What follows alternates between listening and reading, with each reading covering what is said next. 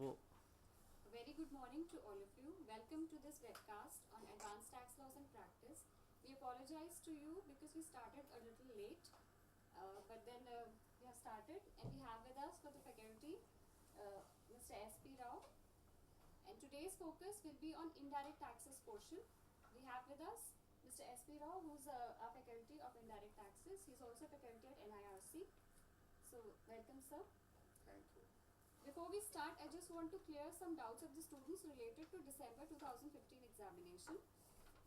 These are related to applicability of the Finance Act for December 2015 examination. First of all, for direct taxes portion, Finance Act number 2, 2014 is applicable. Applicable assessment year for December 15 examination is 2015-16, previous year 2014-15. Since wealth tax has been abolished with effect from 1st April 2016, the questions from the same will not be asked in the examination from December 15 onwards. For indirect taxes, all changes made by Finance Act 2015 are also applicable for December 15 examination. Supplements covering major amendments, notifications, circulars, etc. made and issued under Finance Act 15 is uploaded under Academic Corner of the Institute website www.ICSI141215. So you can visit the Academic Corner of the website for the supplements. Students are also required to update themselves on all the relevant notifications, circulars and clarifications issued by CBDT, CBEC and central government on or before 6 months prior to the date of December examination. So I will not take much time and I will ask sir to please brief on the topics. So, welcome to the webcast, my dear friends. Already introduction is over. So, I really enjoy addressing all of you at the national level. Being a faculty of ICSI, NIRC of ICSI for the last 17 years. So, I have enough time for serving the students, and particularly this platform is rather more enthusing, encouraging and also giving a lot of job satisfaction. So without wasting your time, what I would like to say. So number one, about the course and how to attempt. Maybe so there are maybe there are some students who may be repeating. So nowadays repetition has become the order of the day, whatever be the reasons. So I would like to spend a few minutes on explaining what should be your strategy to combat a situation like this, to pass this attempt without wasting any further. And secondly, about the course, particularly I deal with indirect taxes portion. Okay, so indirect tax portion I will be dealing with, and I will cover the areas, I will discuss areas of importance and your preparation and where you have to give more emphasis, etc. Second part. And the third part is I will go straight away to amendments applicable, because I cannot cover the latest cases. Latest cases and latest amendments are the lifeblood of a tax law, and particularly at the professional level, without which it's not possible. And at executive level, I know you have studied some portion of indirect taxes which is not of much use, only to some extent, of course, in sales tax laws largely, and partly in service tax portion that is going to help you. But you cannot simply bank on that objective type or multiple choice question level preparation and attempt. So these are descriptive type, comprehensive, and you are expected to be comprehensive and thorough with each and every area. So I know you don't take it lightly, but some students do take and they become repeaters. So something about the examination preparation aspect and the coverage aspect, and the third one is amendments applicable. Just an overview, brief overview, and then most important of all, above all these things, that is your queries and my answers. I would like to spend more time on answering your queries. That would be of advantage to you. So get prepared, whatever you would like to ask, and I know you know the mechanism. You start forwarding the mails, and there will be there are people sitting there and getting the queries and immediately forwarding them to me, and we will have a break around 11 o'clock. So we regret we had some delay in this program for a few minutes, and we will cover up anyway, and we have a break say for 10 minutes specifically to see that some more and more queries will be coming forward for solving them. So the 10 minutes also you should take advantage of, and you rush your queries. Even before that you can rush your queries, and we will look into all these things, and given the constraints of time, only time constraint, you know, everybody knows, because this is an all India webcast. So within the constraints, I do try my best to solve all your queries. Okay, and first of all, so what I would like to say is, this indirect taxes portions for old syllabus students, some old syllabus students are also attempting, I know. This is a hard nut to crack. Maybe they have been fighting. Some of you might be fighting, not knowing as to how you should do it. So my sincere suggestion to you, because direct taxes portion is 50%, that is posing a difficulty. It's not easy to cover the entire direct taxes portion for 50 marks. So few marks and a lot of coverage. And your strategy, already you know the strategy. Your strategy should be to be thorough, 100% thorough with, you can say, international taxation. That is for 20 marks, that is going to help you. And then what about the 30 marks portion of direct taxes? May God bless you. So what to do, what not to do, what to cover, what not to cover. So I am not the judge, and you are the judge, and already you know, because at this level I should not say anything more than this. I think you got it, you got what I wanted to convey. But be thorough with 120 marks portion of international taxation, and then immediately come to revise thoroughly all the indirect taxes portion for 50 marks.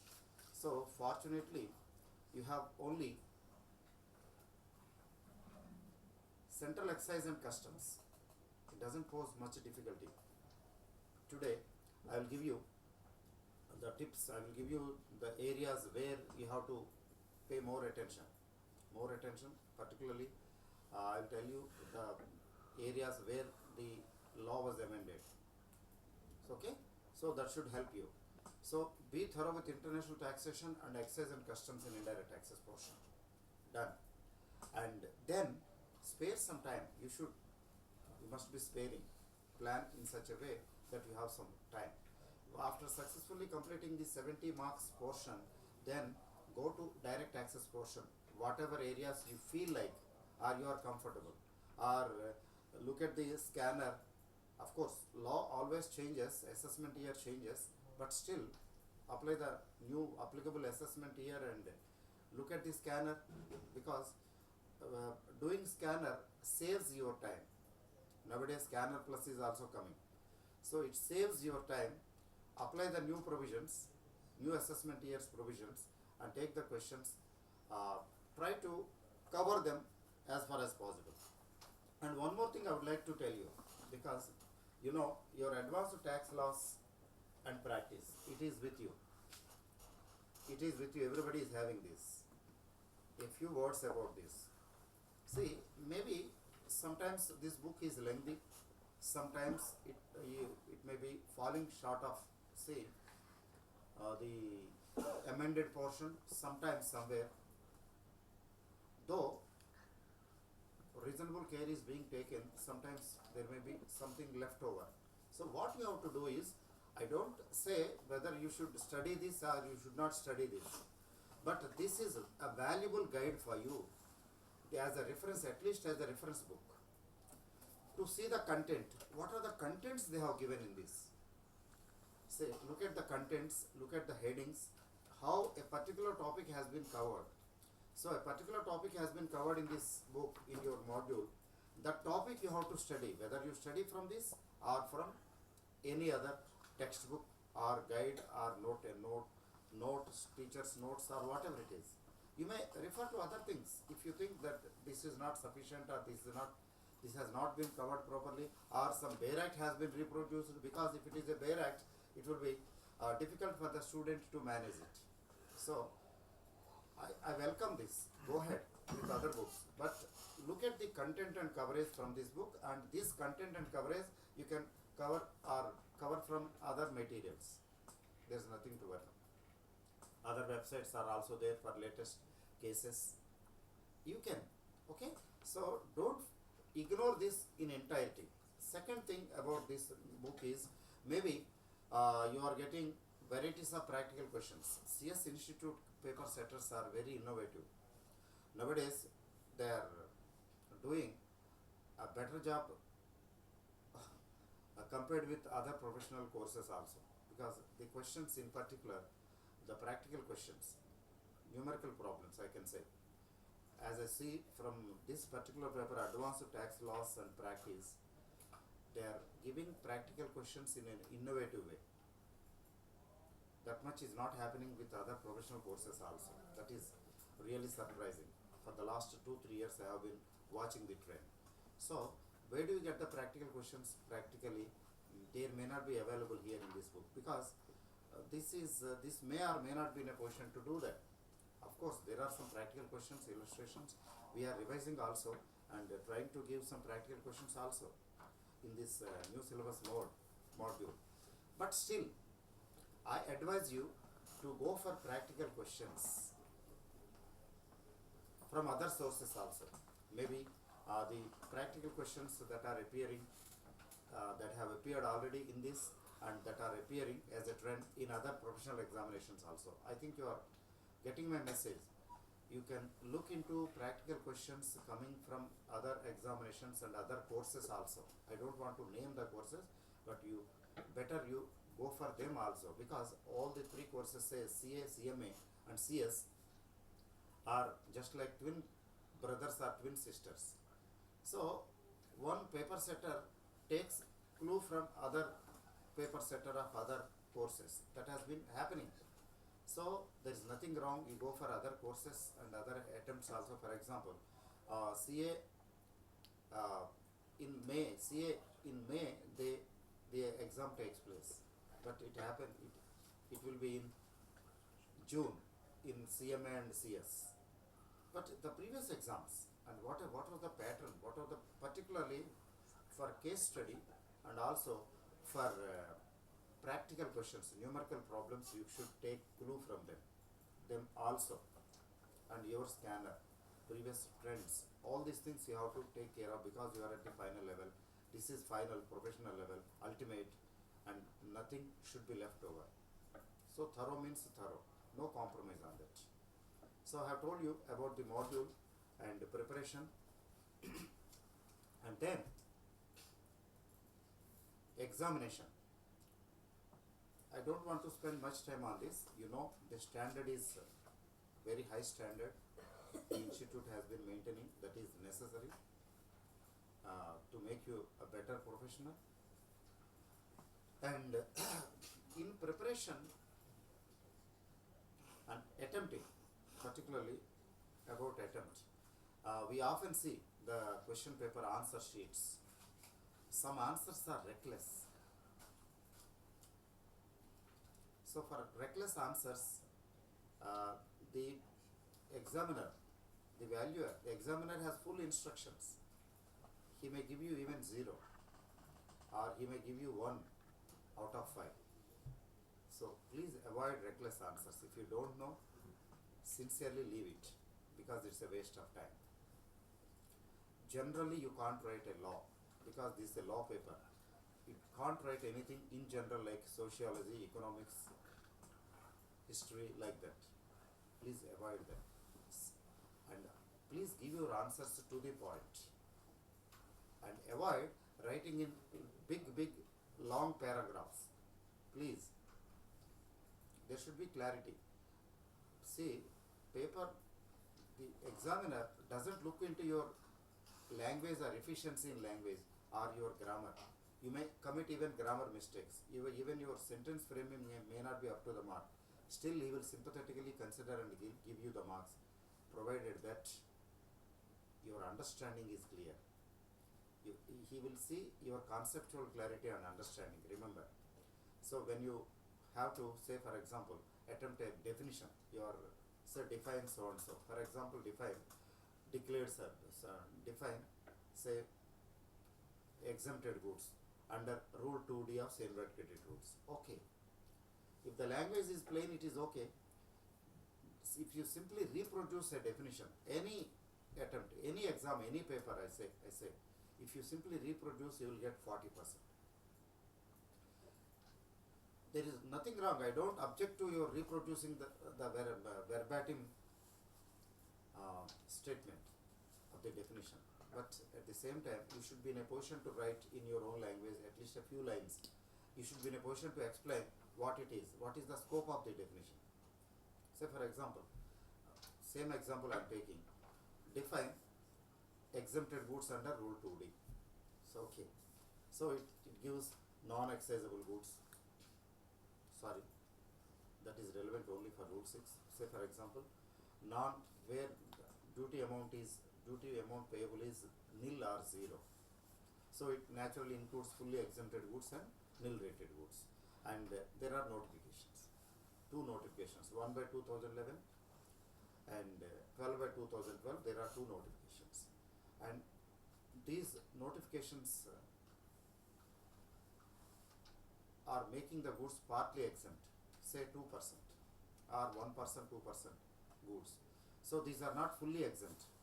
So fully exempted goods are automatically exempted goods, nil rated goods are automatically exempted goods under this definition, but at the same time partly exempted means partly taxable, dutiable, say 1%, 2%, etc. There are about 130 products, 130 plus products including your fertilizers, coal, etc., coke.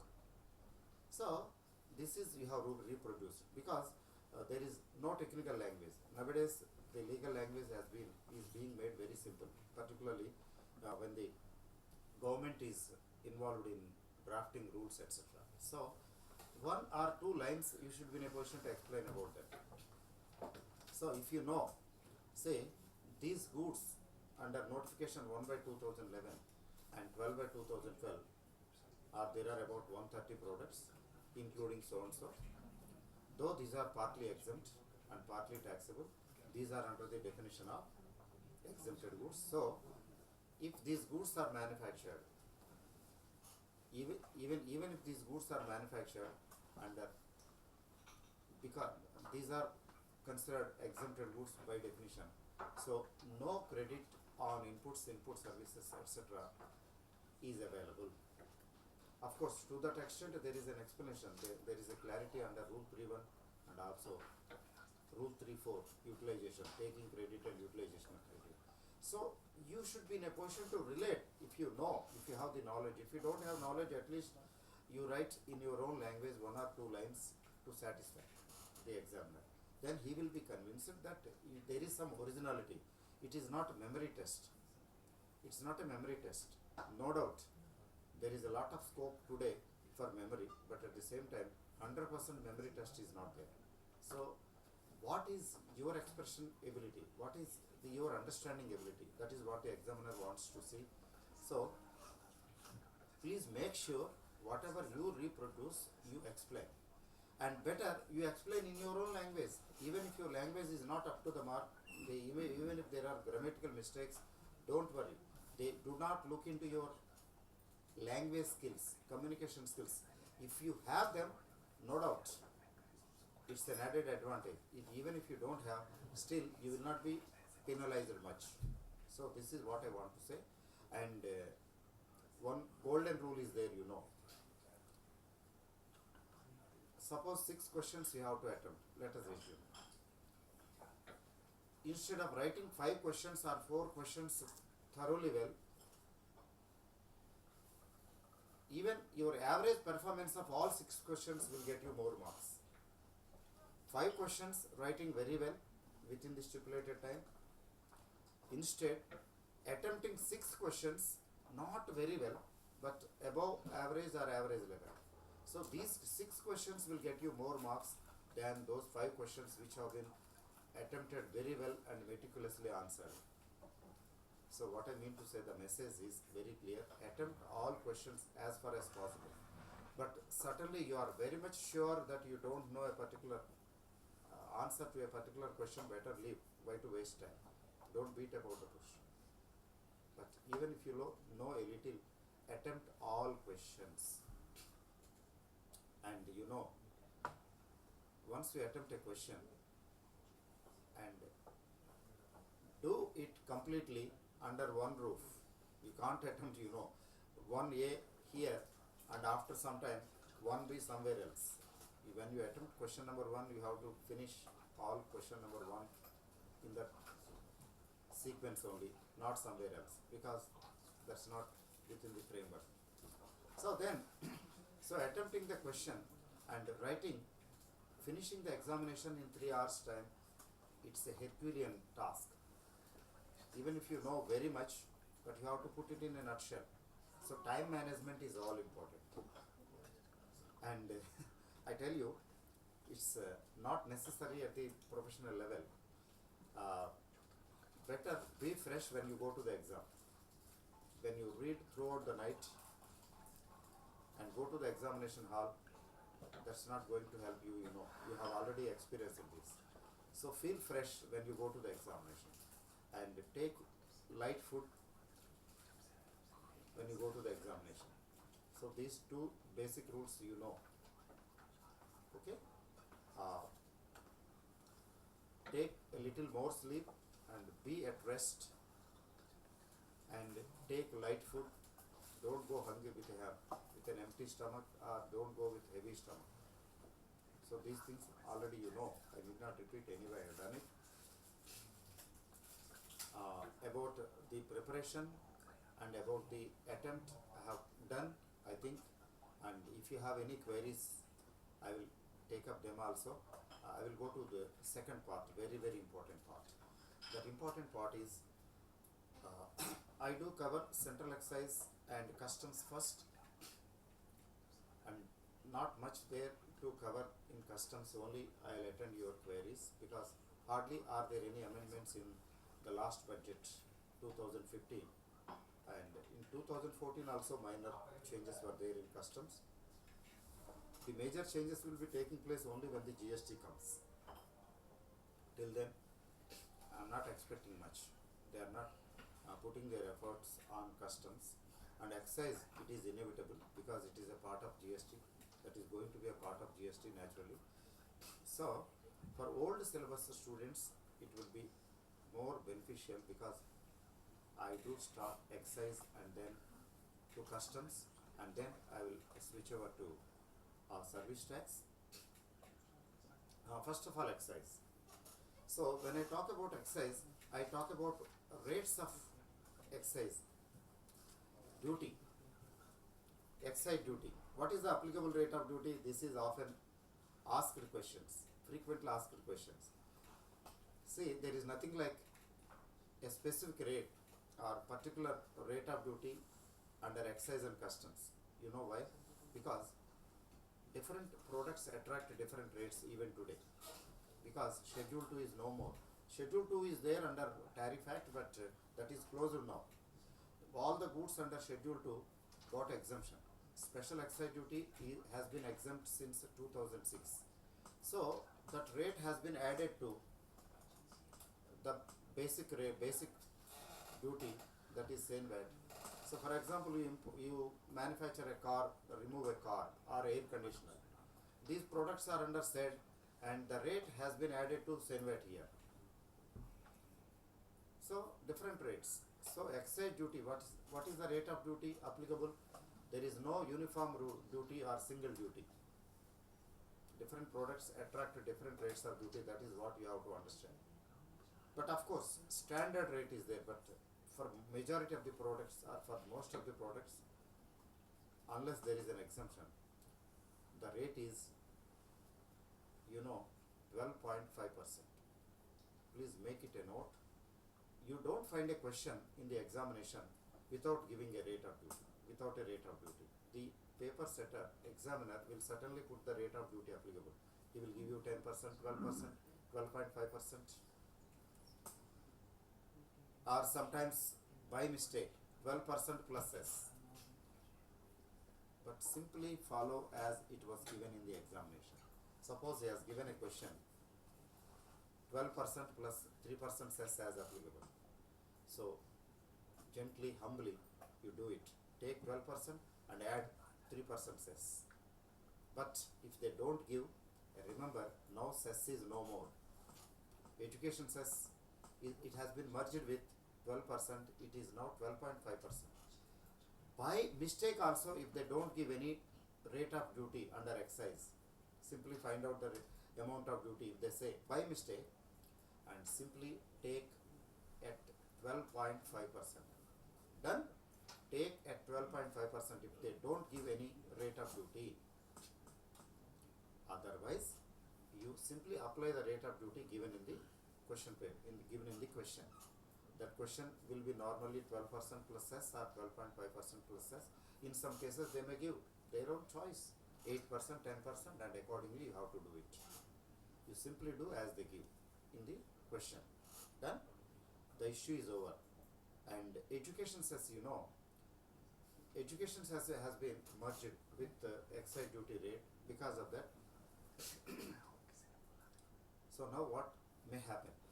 See, education says 2%, secondary higher education says 1% credit, industry has already taken, that is accumulated. For that, in this budget they have given a relief. What they say, if you have any unutilized education says 2% and 1% respectively on inputs, whatever it is, inputs, input services and capital goods, you can utilize to pay SENVAT. SENVAT means that is basic duty of excise. Means this facility is available to manufacturer only. Unfortunately, not for service providers. There are representations from the trade and industry and professional bodies also. Maybe that facility they will extend to service providers also. Service providers may also be having unutilized SENVAT credit on education cess 3%. But today the facility is available to manufacturers. So now the manufacturer can utilize the unutilized SENVAT credit on education cess and secondary higher education cess to pay basic excise duty, that is SENVAT. Done? Make sure you do this, you understand this. Earlier it was not there, now it is there. So this is with reference to rule 37, rule 37A and rule 37B,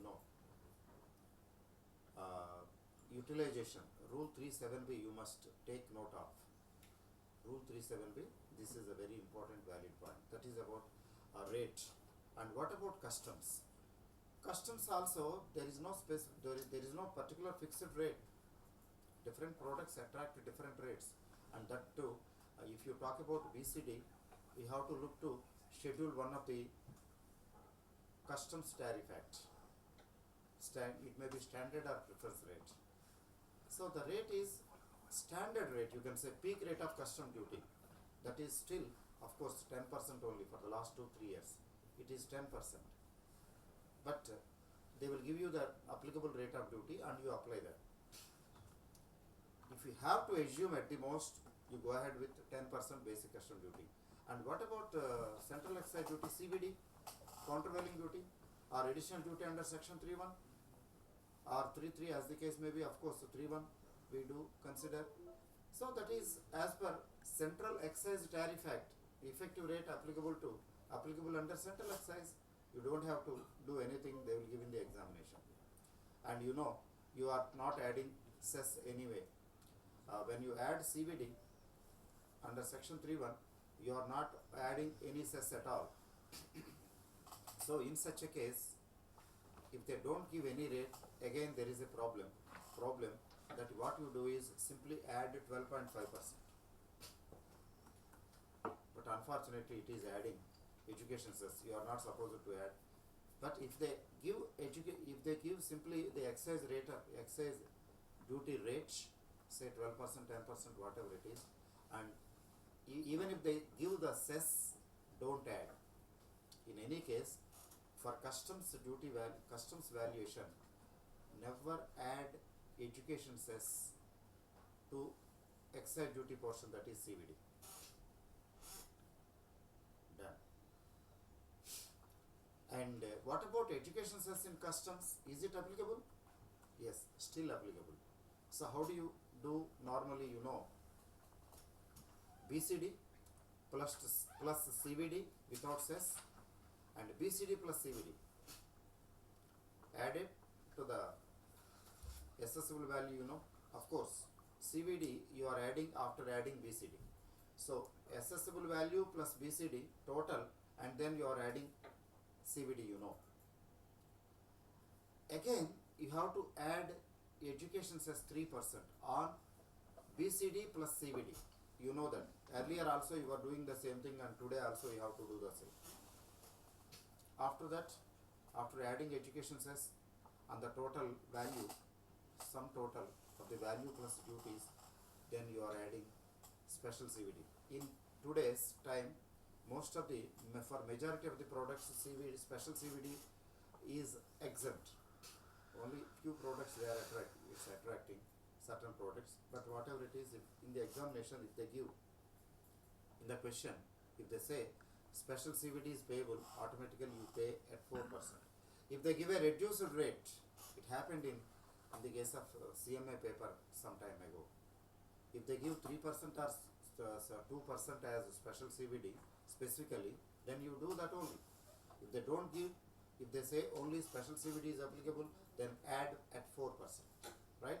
So the valuation pattern has not changed under customs anyway. That is what I want to convey.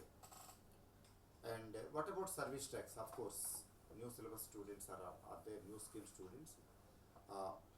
As far as service tax is concerned, it has been 14% already applicable to you also, because it is with effective from 1st June. So service tax you take at 14%. Often it so happens that they don't give you in the examination.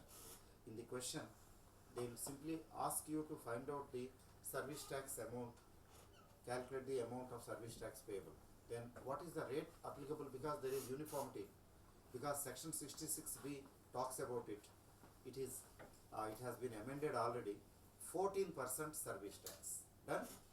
So service tax rate is 14%. And what about the Swachh Bharat cess? That is in your mind, but it has been very recent development. It's not applicable to you. So something came in November. How come you are expected to do it? So Swachh Bharat cess at 0.5% is not applicable to the December examination. For the coming June examination, it is 14.5%. For the December examination, it is simply 14%.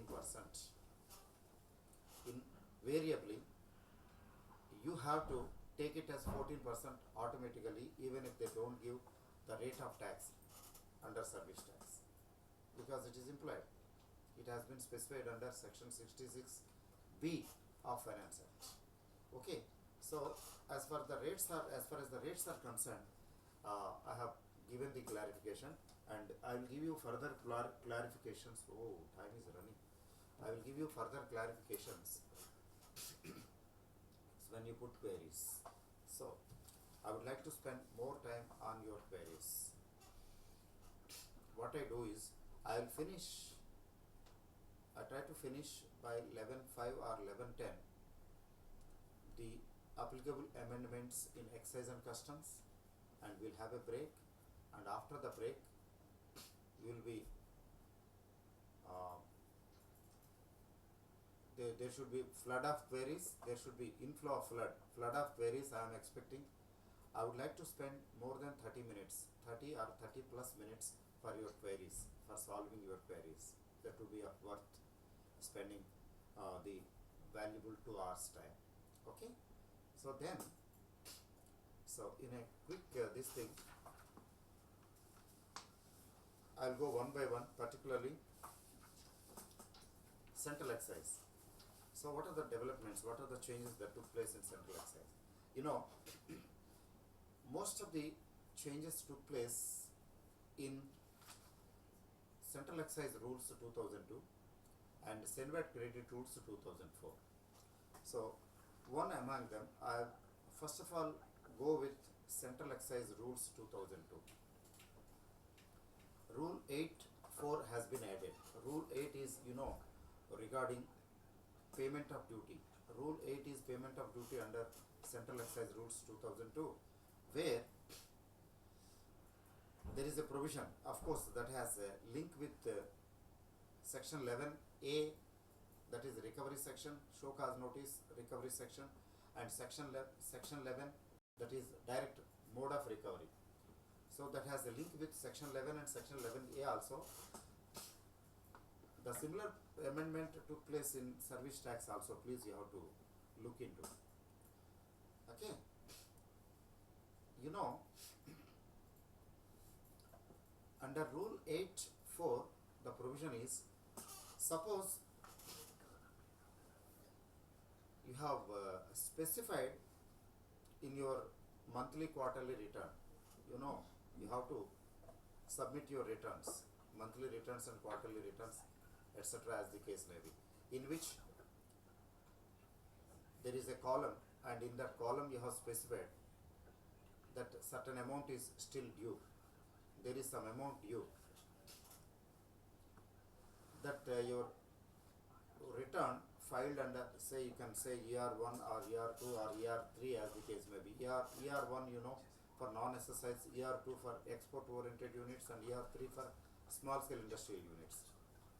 So as the case may be, and your return, your previous return or returns, they are reflecting the amounts due, still payable, outstanding, and then it is enough. For that, department need not issue any notice, show cause notice or demand notice, as the case may be. It can straight away start recovering the amount under section 11 of the Central Excise Act, read with section 142 of the Customs Act, because you know, for recovery, section 142 of the Customs Act is also applicable for recovery under excise. Maybe you are aware.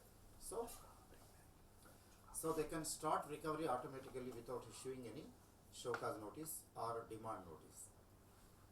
That is one provision. That is equally applicable to recently amended Rule 3A also, because under Rule 3A there was a provision for penalty, you know, 1% penalty per month if your amount is outstanding for more than 30 days, even further. So the amount payable, including penalty and interest, if any, if it is reflected in the returns, year 1, year 2, year 3 returns, that is automatically recovered. The government has got power now to recover that amount under section 11 of Excise Act and under section 142 of the Customs Act. Done. So next one is Rule 10.4. It has been added. Rule 10 is about daily stock account. So daily stock account you have to maintain, of course. Now you can maintain in electronic form also, e-form, and you can preserve it in electronic form also, because this record has to be preserved for 5 years even. Because on day-to-day basis you have to make an entry for whatever production that takes place without fail. Otherwise, it attracts penalty under Root 25(1) B, 25(1)B. But here now, with the help of digital signature of each page, with authentication of digital signature, you can maintain and you can preserve this record in e-form, that is electronic form, that is the facility.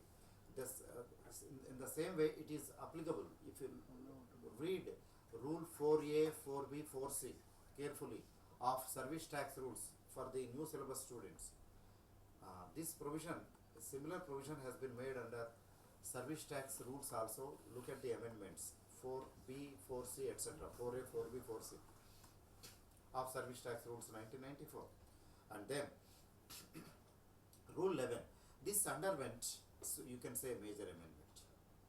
And Rule 11 undergoes amendments, but the paper setter ignores, I don't know, has been ignoring. But this time, he can't afford to ignore, I believe. So, to say that this is more important for your examination, what I mean to say is, Rule 11, this time, I believe, it catches the attention of the paper setter. So, what are the amendments that took place here? There is an amendment under Senvat Credit Rules, Rule 4, saying that a job worker, you can ask your supplier to send the goods, dispatch the goods directly to the job worker, not to your premises, and still you can avail Senvat credit in, you can take credit in your books of accounts. See, I am a manufacturer, I am procuring inputs from you, but in fact these inputs or whatever it is, these are to be used by a job worker.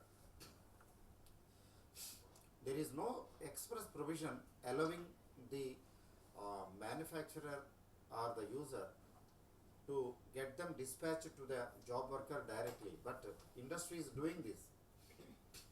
But here this time they have made an amendment and they are allowing directly officially. So now I can ask my supplier to dispatch the goods direct to my job worker. There is no difficulty. So the invoice is in my name. I can take credit comfortably even though the goods are directly dispatched to my job worker. That facility has been officially given. That has been officially being utilized by the industry. Now it is official. So because that is being allowed, obviously, and you know, importer is also required to get himself registered. He is under the scrutiny now of the department. He has to get himself registered. He has to maintain invoice as per the provisions. He has to issue invoice as per the provisions of Rule 11. Now then, what are the amendments? Now, dispatch is allowed. Under Rule 11, to that effect, it has to be there. So the invoice now has to get additional information about the address of the job worker, name and address of the job worker, the place where the job worker, place where the goods are to be dispatched to the job worker. That is additional information. The invoice under Rule 11 should contain, and also it should contain, suppose you are purchasing from FSD or SSD, and what the FSD can do is, he can ask the supplier, the real manufacturer or importer, you please dispatch the goods direct to so and so manufacturer or service provider, don't give it to me. So what is happening is, better I use, may I use this? Can you? Yes, sir. Sure. Let me explain this better. Suppose you are a user manufacturer or user service provider. So please give me one more. So black is not there, only blue. So user manufacturer, suppose you are buying from FSD or SSD. First stage dealer or second stage dealer, you are procuring. You are here. You are getting from here or you are getting from here.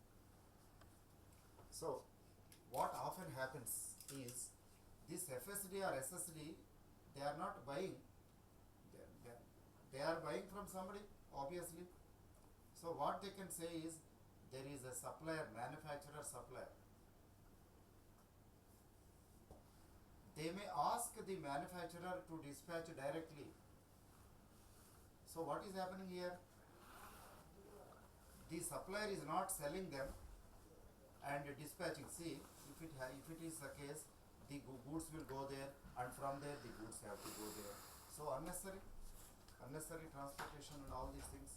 So instead, the FSD directs the manufacturer to supply directly to user, and similarly SSD instructs the manufacturer supplier to supply directly to the user. Of course, the invoice will be in their name, and they will issue another their invoice. So this is facilitating now. In this case also, the manufacturer who is supplying directly to the user has to mention the details of the FSD or SSD as the case may be, and also the user naturally. So similarly, say when the manufacturer supplier is supplying to another user manufacturer or service provider, see, he is selling, the contract is between these two people and he is supplying or serving them, but he wants, the manufacturer or service provider wants the goods to be dispatched to their job worker directly. They may give instruction now. So this is now facilitated. So they may directly supply to the job worker. This is allowed, but still these people are eligible to take credit. They avail credit in their books of accounts. Even though goods are not here, they are directly dispatched to the job worker. In such a case, this fellow manufacturer or importer, whatever it is, FSD or SSD, also has to specify the details of the job worker.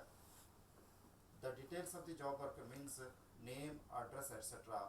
in the invoice. Okay? This is the additional information that has to be incorporated. I think you are able to get this point. It's a very important and all the provisions applicable to others are automatically applicable to importer also. That has also been there. Look at rule 11.2 and rule 11.7 and rule 11.8 and rule 11.9, because these have been added. And this invoice, already it was there, soft copy system is there. So invoice was being issued under soft copy. It was there already, but now they say you can comfortably issue invoice soft copy. Through soft copy means physical, need not be in physical form, but it should be authenticated by digital signature. So with authentication of digital signature, this is being very much allowed. Now this is additional stipulation. Okay, rule 12. And one more very important definition. This is also, I consider, very valuable and very important from your examination point of view. Rule 12.6 and Rule 17.6, these have been rather added, you can say. See, various returns are filed under Rule 12, you know, Rule 12 of Central Excise Rules 2002, say ER1, ER2, ER3, ER4, that is Annual Financial Information Statement, even ER6, 7, etc. And there is one more provision under Senvat credit rules, that is Rule 9A, ER5 and ER6 for principal inputs. You know that also. So like this, there are so many returns that are being filed. For them, what they have done is belated filing of returns. If you delay in filing the returns, they imposed late fees, similar to late fees imposed under service tax rules, Rule 7, 7B, C, etc. read with Section 70 of the Finance Act.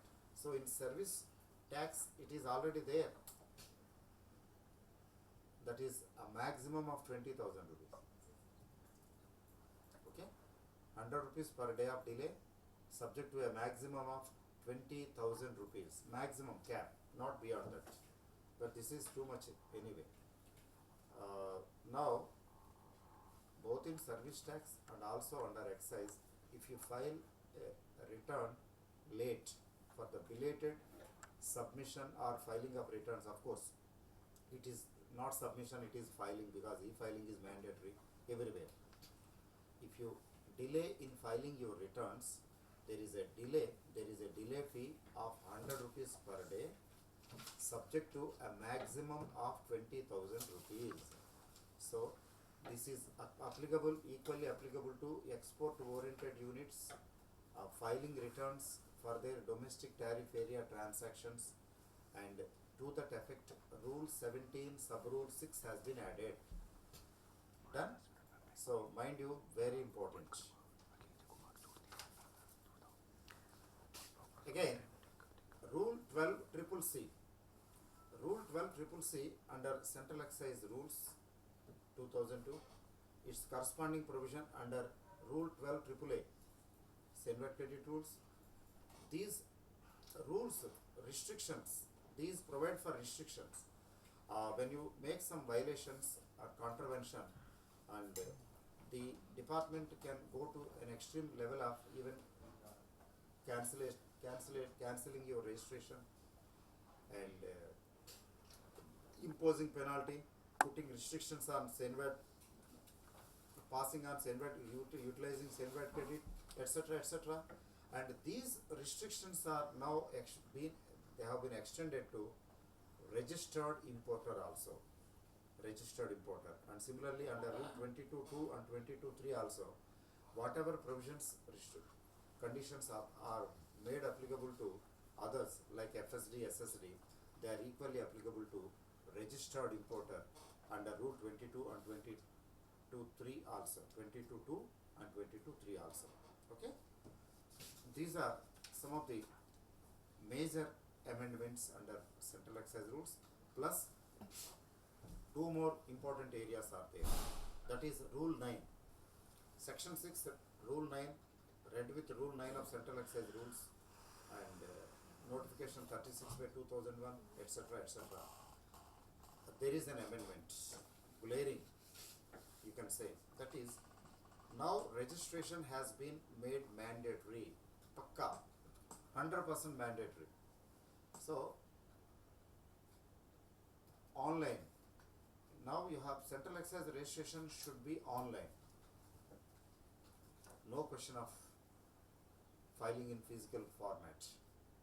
So, a new set of procedures have also been given. I advise all of you, rather exhort all of you to go into the new amendment, that is, they have issued a notification and set up rules.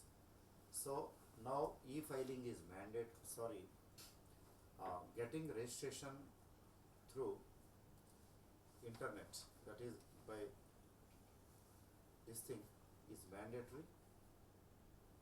In physical form you can't submit, and they have also changed their pattern of giving registration, that is in 2 working days automatically they will give you, and what are the things that you have to be there, what are the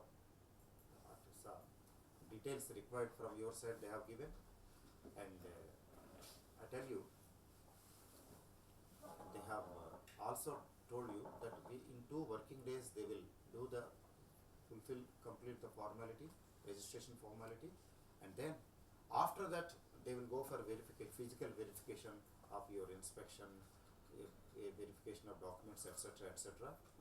Not prior to that, automatically in 2 days you are getting. And please go through the relevant notification. I tell you, already you know, most of you must be knowing, but otherwise also, let me tell you, you know, the official website, particularly www.cbec.gov.in, cbec.gov.in. So in this you get every information, but be cautious and careful, particularly when you try to read rules, notifications, and rules like Senvat credit rules or central excise rules, etc., even service tax rules. Don't expect updated information there. So be careful. But as far as notifications are concerned, notifications are as it is verbatim text is available. You can make use of or take advantage of these notifications. So through notifications they have mentioned everything and you can go through. So cbc.go.in is going to help you like anything, particularly this particular notification for registration. So this is fresh. You go through the notification. In that notification, what is the content they have given, and at least retain few points, and so that you can reproduce in the examination. Okay, and penalties under central excise. This is rule under rule 25. You know, main major penalties for violations of the procedures. The applicable provision is rule 25. You know, rule 25(1) A, B, C, D, like that. So the minimum penalty there, it was 2,000 rupees. Now it has been made 5,000 rupees. The minimum penalty under central excise rules, particularly rule 25, it is 5,000 rupees minimum. Earlier it was 2,000 rupees. Please make sure that you take note of it. Okay. And coming to Senvat credit rules, I think I'm crossing 10 minutes at least I can do this. Okay. I do it. In the Senvat credit rules, rule 37B, I have already told you, your education says unutilized credit balance can be utilized for basic duty, that is Senvat payable under Schedule 1. But this facility is not available to service providers, and that probably I am expecting that is being extended to service providers also. Right now it is not there.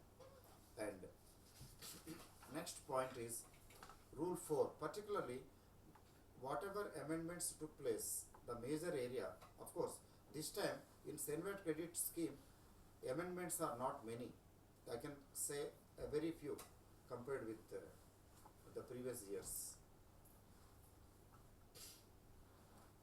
Rule 4 underwent major changes. You have to make sure that you read rule 4 in a new format almost. What are they? Say rule 4 and 4.2a, there were amendments. So this allows sending of dispatch of goods direct to the premises of the job worker, and still you are eligible to take and avail Senvat credit. That is one thing on inputs and capital goods. And the second thing is time limit. You know, there is a stipulation. What is the time limit for taking Senvat credit on inputs and input services? On inputs and input services, the time limit is 6 months. It was earlier, it was 6 months. Now this has been extended, increased to 1 year from the date of invoice. So say 1st January is the date of invoice, and you have got the goods and you have taken credit. It's okay. But what is the time limit for taking credit after which it expires? Say that is, say you can say 31st December, 1st January, 31st December, full 1 year. So within that 1 year you have to avail the Senvat credit. If you fail to avail that Senvat credit within that 1 year time, you are not eligible to take further. So you have lost the opportunity, missed the opportunity, because there is an expiry date, unfortunately. Earlier it was 6 months, now it is 1 year. Done? It is somewhat a relief. What about capital goods? For capital goods there is no expiry date, there is no time limit. Even today, you can avail any time this Senvat credit on capital goods. Okay? Again, rule 4.5. So in rule 4.5, what happened? You know what happens? If you send inputs and capital goods to a job worker, the time limit is within 180 days you have to get them back. There is no extension. If you don't get them back within 180 days, what you have to do is you have to reverse the credit to the extent not received back within 180 days of receiving. So this 180 days, it is counted from the date of receipt of goods by job worker. It is not date of sending actually. It is date of receipt by job worker. So suppose you have dispatched on 1st January and the job worker received on 3rd January. So from 3rd January within 180 days, you have to get the inputs back. That is there. But what is the amendment here now? For capital goods, it is 2 years now. It is not 180 days. For inputs, it is 180 days. Even today, it is 180 days only from the date of receipt of those goods by job worker. But in case of capital goods, it is 2 years. This is a blessing. This is a good advantage to the manufacturer and service providers. So if you send capital goods to your job worker for any purpose whatsoever as permitted, you have to get them back within 2 years. Otherwise, you have to reverse. Okay, getting my point? So this is another amendment, and one more amendment, utilization, very very important. I consider particularly those who are appearing, those who are from new scheme students. For the new scheme students, because service tax provisions are applicable, service tax. So even for the old scheme students, this is relevant. That is, when the same-word credit is there, so to utilize same-word credit, particularly when you are paying under reverse charge, you know, you are paying service tax under reverse charge mechanism, where the service receiver is to pay the service tax direct to the government. In such a case, the moment you pay, you are eligible to take credit, right? The moment you pay, you are eligible to take credit. Of course, time stipulation is there. Then, if you don't pay, you are not eligible to take credit. Done. But here, what is it that you have to pay to get it, to avail the same-word credit? So earlier, if you are paying under partial reverse charge mechanism and total reverse charge mechanism, there was a distinction. Now it has gone. Simply, you are paying service tax under partial service tax mechanism or total service tax mechanism, it is irrelevant. If you simply pay, I repeat, please take note of this. If you simply pay service tax portion, that is enough for you to take same-word credit. You can avail same-word credit if you pay service tax portion. You need not pay any amount to the service provider on this count. Still you are eligible to take same-word. This is an added advantage. Okay, this is also very important. And again, in Rule 5, they have given the definition of export. Earlier, they have not defined, and they have given the definition of export. Please remember, I think this is time for us to go for a break. I'll finish this and go for a break and do the rest. So, under Rule 5, they have given a definition, and even under Rule 18, they have given a definition for export. The purpose of, they have defined simply to say sending practically out of India to a place outside India, just as the definition given under Section 223 of Customs Act, sending out of here, taking out of India to a place outside India. Of course, SEZ, if you supply to SEZ, it is automatically export only, they need not mention. And by this, what they want to say is to get the refund, cash refund. If you supply goods to an EOU, that is only a deemed export. That is not, that doesn't merit a refund, cash refund, because that's not an export now, because they have defined it. Even earlier, they were not giving, but they have crystallized it in the form of a law. So, with this, what I do is, we will go for a small break for 10 minutes, and in the meantime, you please note down whatever queries are there, you please forward, and I expect plenty of queries because I'm here to do everything today itself. Okay, you'll go for a break for 10 minutes, and after that I will cover the rest of the amendments and also start answering your queries. Bye. We'll be back.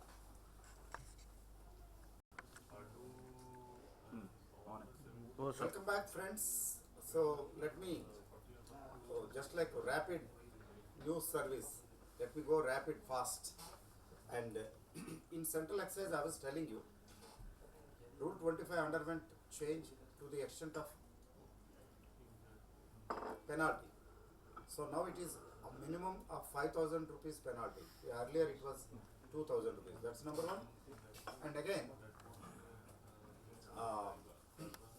other areas. What are the other areas in silver credit? Already I have told you some valuable information I have shared with you on Rule 4, because Rule 4 underwent a lot of change and those things are important. And again,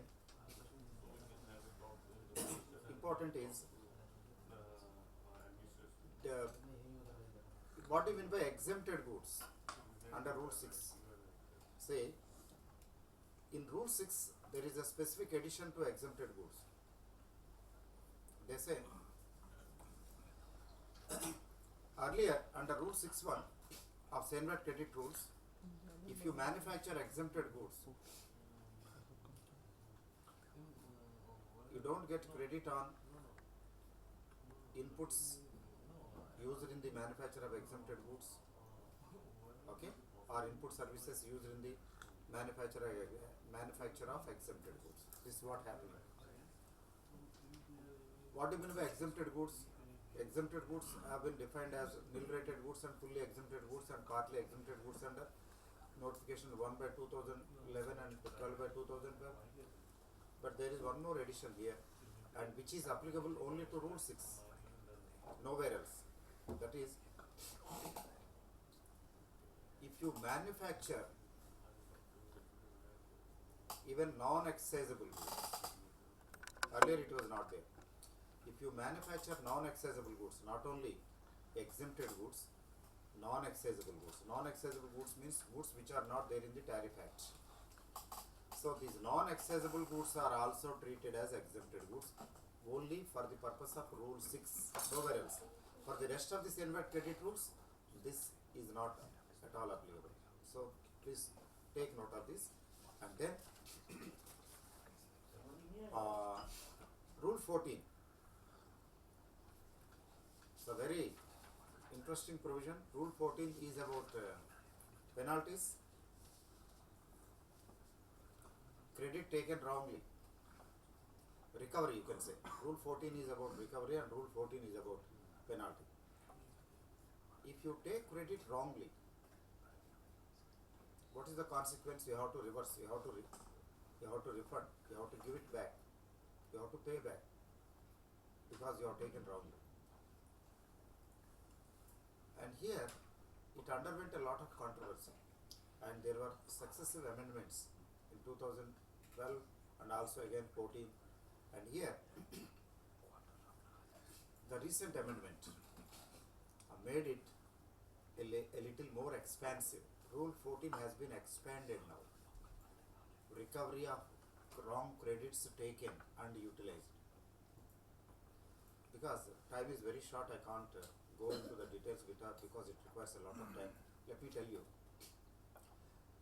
As per the existing provision, if you take credit wrongly, but you have not utilized, you have only made a book entry, you have not utilized, and then reverse the entry because it's available with you, because you have not utilized it, you reverse the entry, that's it. You don't have to pay any interest at all. But you have utilized, you have taken and also utilized it wrongly, then you have to pay the amount with interest at 18%, you know. So how to calculate interest? Suppose you have erroneously got refunded, department refunded by mistake, and it is recovering, that is no doubt with interest. have taken but not utilized, no interest, only the principal amount you return, and you have taken and also utilized it wrongly, taken and utilized it wrongly, and you have to pay with interest. And when the department refunded erroneously by mistake or otherwise, then it can recover, of course, no doubt with interest. But what is the new dimension that has been added here? Suppose you have utilized it. So how to calculate interest?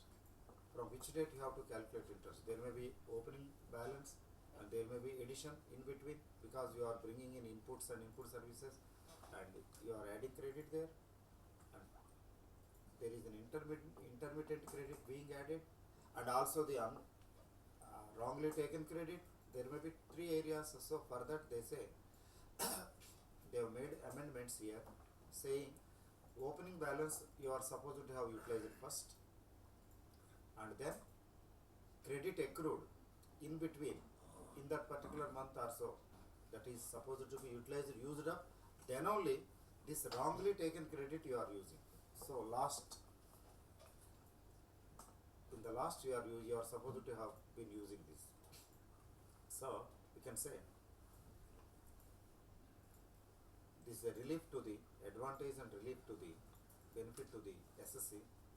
It avoids confusion. Otherwise, from which date, which cut-off date you have to calculate interest, and on which amount you have to calculate interest. The industry has been facing this difficulty, and they have done it this time. And because I have already told you, CS Institute, the paper setters, examiners of CS Institute have been very, very creative and innovative, and this is evident from the way they have been setting advanced tax loss paper for the last 2, 3 years, 4 years. What I mean to say is, you can expect a practical question on Rule 14. Please go through the provisions of Rule 14 in detail, then it won't be difficult for you to solve a practical question. Practical problem you can expect. Be ready. Okay, if it doesn't come, it's okay. If it comes, you should be there to solve it. Okay. Rule 15, actually, Rule 15 also has been amended, but of course not so significant. They simply aligned it with Section 11 AC, mandatory penalty, and also relevant provision under service tax. So it is in total tune with the penalty is in total tuning with the substantive provisions under Finance Act and also Central Excise Act. That is Rule 15. You please go through that also. Rule 9.4 has got a small amendment, that is all the requirements under Rule 9 of Senvat credit rules, they are equally extended and applicable to registered importers under Central Excise. That's nothing so significant. And what about customs? I can say practically, virtually, there are no amendments to customs. Of course, there is small amendment to duty drawback and somewhere else. And in 2014 only, there were some amendments, a few amendments. Yes, for example, Section 15 is extended to goods imported on land route also, and e-filing was already made compulsory in the case of import manifest, export manifest, import report, what you can say, bill of entry or shipping bill, etc., etc. Nothing else is there, not much to say about customs. You are safe. Whatever material you have had and whatever you were studying earlier, you can continue. And regarding, I am looking at the queries level in customs. So many queries are coming up regarding rate of duty in valuation chapter, because in customs, most important chapter is your valuation chapter. Next to that, nowadays, to baggage rules, practical questions in baggage also assume some sort of importance. You have to make sure that you read the provisions. and baggage routes 1998. Basic custom duty. So what I would like to do is, I use the board and explain. I will take one practical question, practical question I will take, simple example, and explain the process. Then all the doubts, there are the 4 or 5 questions on the same issue, I will use it. How do you calculate value? How do you value?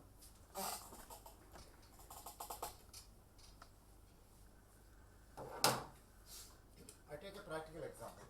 Let me assume that your assessable value under customs is 1 lakh rupees. Okay? Assessable value 1 lakh rupees. I take BCD at 10% and CVD at say 12%. I can even say take 12.5% because there is nothing to prevent me. Whatever is given under exercise. So it is 12%. Even examiner will be giving you 12%. He should give. He should not give 12.5%. BCD, CVD, and I say special CVD as applicable. Applicable. Applicable means 4%. If they don't mention any percentage, it is 4%. You let them mention, then you take. Suppose they say 2%, you do it. So how do I calculate this? I have 2 columns. Value column. See, presentation is equally important. Duty column. So value column and duty column, I simply add BCD at the rate 10%. It is 1 lakh. 1 lakh means it is 10,000 rupees. Here also I mentioned 10,000 because I am maintaining 2 columns. So it is 1 lakh 10,000 in all. And now I add CVD. You know, even if excise duty, say education cess is there under excise, of course it is not there now, then we don't add here DT. Education cess is exempt under customs.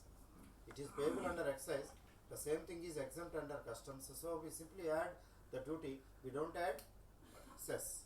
So it is 12%, or even if it is 12.5%, I have no option. I simply take 12.5% here. I have to take whatever be the rate because it has been merged. So here it is 12%. I add 12%. So what is 11 into 12? Sorry, 132. 13,200. So it is 13,200. CVD at 12%. That's it. I don't have to add cess at all. In any case, 13,200. So add up 23,200 and 123,200. Total columns are there, and then I have to add cess, education cess at the rate of 3%. 2%, in fact, you add in 2 installments, 2% and then 1%. That is better, but I am, for the sake of speed, I am doing adding 3% directly. 3% directly on 23,200. Earlier was also the same practice. I am not doing anything new. So 3% on 23,200. 23,200. So we have 3%. Okay. 696 rupees. So education says 690 rupees. 696 rupees on 23,200. Okay, done. 696. I'm adding 896. 1, 2, 3, 896. 2, 3, 896. Done. So earlier also we were doing the same thing, and today also we are doing. The same. And then add special CVD as a routine thing at the rate of 4%. So 4% on 1, 2, 3, 896. You have to calculate 4%. Okay.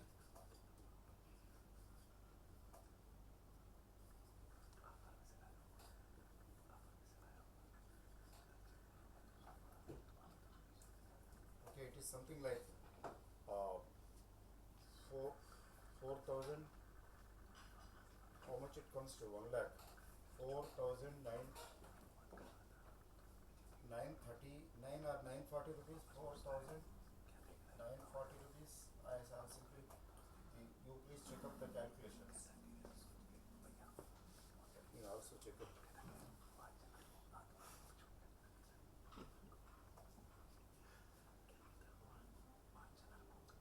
So how much it comes to be? Comes to be 123,896. 123,896 into 4%. 4,955. Oh, there is a calculation mistake. 123,896. 49. I think 56. Sorry. 4956.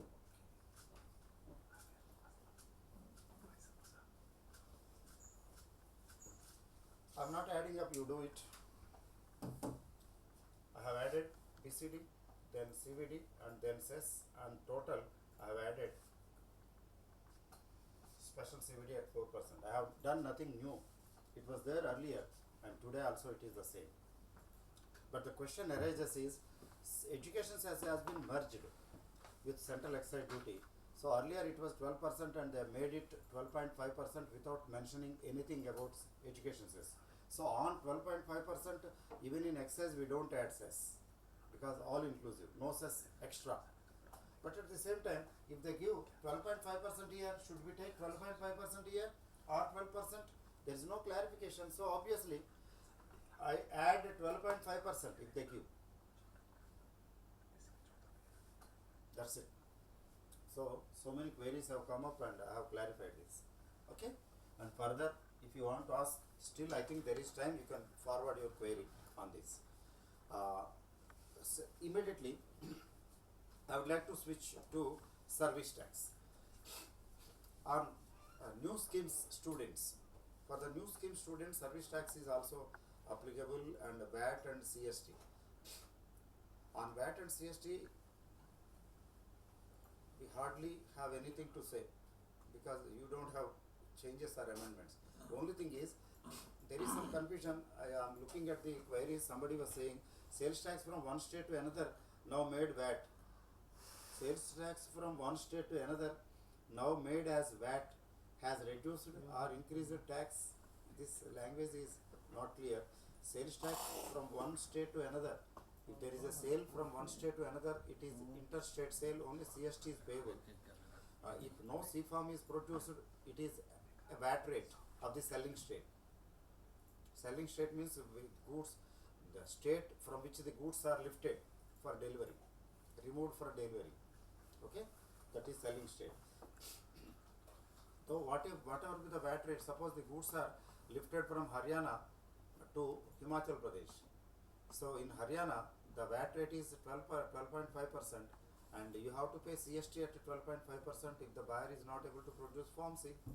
If he is able to produce Form C, it is 2% only. So say state to one state to another state, it is not VAT.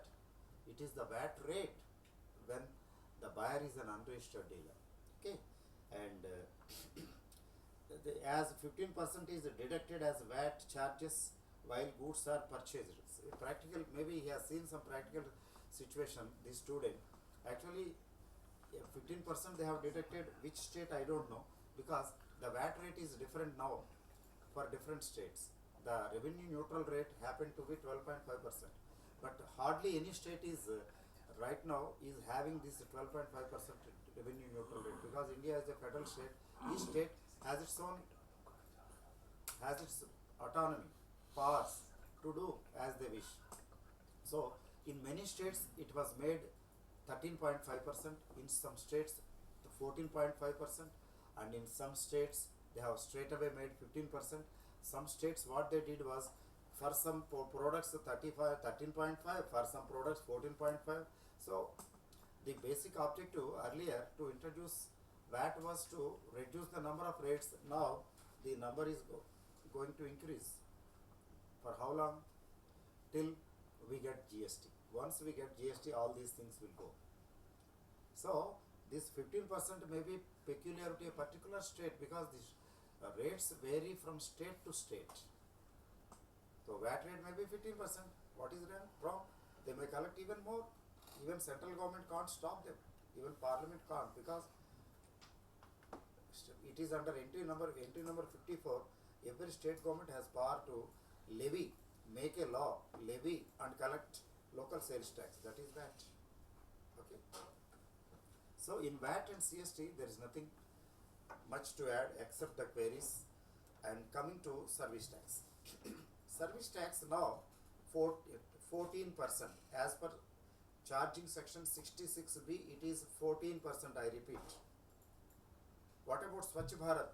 0.5%. Practically you may be paying, but for your examination, you are 6 months you have to wait now. Just in November it came, and in December you are attempting. So it is not applicable for you. So if normally they don't mention any tax rate in the question, and simply take it at 14% as per 66B. Done. No cess. By mistake, if they mention cess at 3%, something like that, by mistake, sometimes it doesn't happen, because the question paper will be thoroughly scrutinized before being released. But if such a thing, if you happen to come across, you have a discretion, you take 3% cess also, or you ignore and you simply put a note. Either way you will be getting marks. If you do according to what was given in the question, you will get marks. Even if you don't do and put your note, still you will be getting marks. So on rate I have clarified. And section 65B 44, in a quick in a rapid coverage, let me tell you, section 65B clause 44, definition of service. It underwent the explanation too.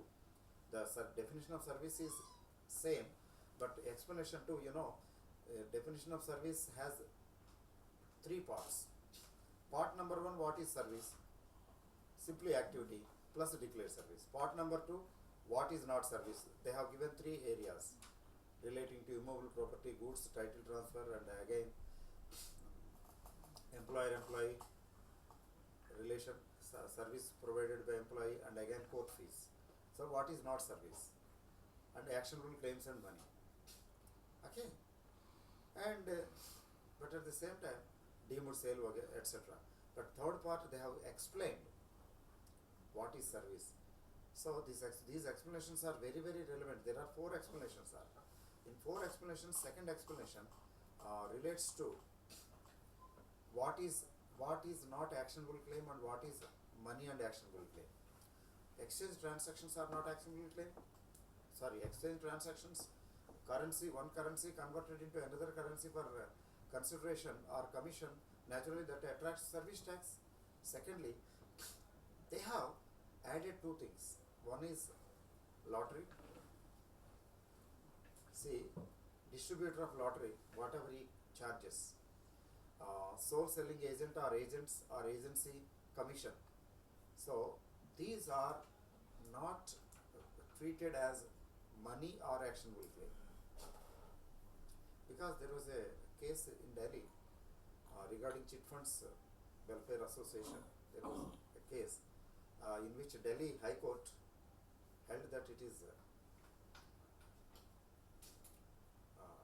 chit fund activity is a money transaction, and there was a decision by Supreme Court also that lottery tickets is an actionable claim. So to take care of these things, simply they made an amendment. Now chit fund company, whatever commission or percentage it collects from the subscribers or members, say normally the prevailing rate is 5% on the chit value. Suppose it's a 10 lakhs chit, it is collecting 5% as commission on 10 lakhs. That is 50,000 every month from every BD. But this is a part of service. This cannot be treated as a transaction in money. It's a commission. So they amended the definition in service itself. So it is a substantive law made by Parliament. Nothing can be called in question. Even courts will not entertain. That is they did. And one more development, incidentally, let me tell you, in 2015 what they did was, for chit fund services the taxable value was 70%. On 70% service tax was payable, 30% was abatement, but this abatement has gone. Now on 100% value you have to pay service tax. Of course the burden is on the member. Chit fund company is not paying from its pocket. So suppose 1 lakh commission is there. On 1 lakh commission you have to pay service tax at 14%. That too service the tax rate also increased, and on full value you have to pay service tax. So 14,000 rupees go on. You have to pay. Okay? And then chit fund companies activities, whatever commission the foreman collects, the chit fund company collects, it is no more, it is not a transaction in money, it is a taxable service. It's a commission. And lottery, it's not an actionable claim.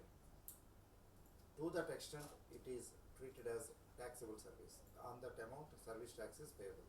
To that extent, because you know, betting and gambling, or otherwise speculation, it is under negative list. But there also there was an amendment. Betting, gambling specified under the negative list under section 66D will not affect the provision under section 65B 44. So to that extent it is not called betting, betting, and you have to pay service tax. This is a very important one, you please take note. And in negative list there are 17 services, right? In the budget 2015 they have reduced one. Now all services, say services relating to events, amusements, etc., these are no more under negative list. So obviously these are now taxable. So one is gone. Out of 17 services, I think J, section 66D, clause J, now it is no more under the negative list. Amusement, events, etc., etc. Of course, some corresponding exemption has been given in a limited way under the mega exemption list. Now, events, amusements, etc., etc., services relating to conducting of events, amusements, etc., these are taxable services. Now only 16 services are under negative list. Okay. There is a new definition, 65B 26A, government has been defined. It's a good and welcoming change. And 66DF, very very important, 66DF negative list, under this section 6DF is about manufacture. Okay. E for trading, and I think F is for manufacture. Now manufacture or production of potable liquor, alcohol for human consumption, is taxable. No doubt it is under state subject. Government thought that we don't want to touch upon the state subject because state government is already collecting state excise, a lot of state excise. Still, this time it has ventured to do it. State government is collecting state excise on liquor, but at the same time on its production activity,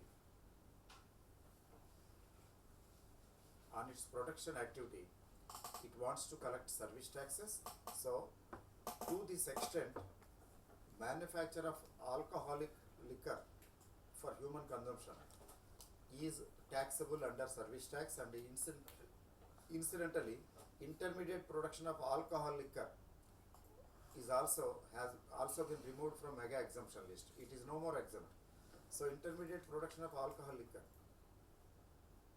suppose some job worker is doing something for the production of alcoholic liquor, it is no more exempt. The job worker's activity was under mega exemption, but it is no more exempt. Next, admission to entertainment I already covered. Place of provision of services rules, already it is there. It was there in 2014, and let me tell you, in 2014 there was a significant amendment. This you have to take note of, because if you look at the definition of intermediary or intermediary services under rule 9 of POPSR, the agent for supply or sale or purchase of goods is also an intermediary in the definition. Obviously, as per rule 9, if you apply rule 9, it is applicable. If you are applying rule 9, place of provision of service, location of service is location of service provider. So with this what happens? You are an exporter. You are taking some services from a person abroad, some agent is there. Some agent is located outside India. You have appointed. You are taking services from him and he is charging some commission. Okay. So that is covered under intermediary services under rule 9 of place of provision of services. Now, as per rule 9, for intermediary services under rule 9, the place of location of service is location of service provider. So he is located outside India. So because he is located outside India, no service tax is payable. You are getting? Earlier it was like import, that was exempt, no doubt. Government of India exempted, deliberately it had to exempt. Now no exemption is necessary. Automatically the service was said to be provided outside India, no service tax is payable. But reverse is the case. If an Indian is providing service to an outsider, then service tax is payable because location of service is in India. So make sure that you understand the definition of intermediary under POPSR and its implication. Please read this carefully. Otherwise, nothing much to talk about it. And there was an explanation to section 67, that is regarding valuation. They added two things for consideration in the explanation to section 67. Though now reimbursements, because government of India is very particular, because there are plethora of decisions are coming up from various state high courts. So reimbursements, I provide some service and they started showing a particular expenditure as a reimbursement, and they are not paying tax on that. They are not adding to the value. So it wants to scrutinize, it wants to control that area of reimbursement. So it says consideration includes reimbursements also. But there would be a lot of litigation on this in future, till unless GST comes in the meantime. Okay. But selling agent of lottery tickets, so because that has become a part of service and that has also been added in the explanation for consideration. So whatever discount is received by the agent, whatever amount is retaining, suppose on the face value of the lottery ticket is 1 lakh rupees and is paying only say 92,000.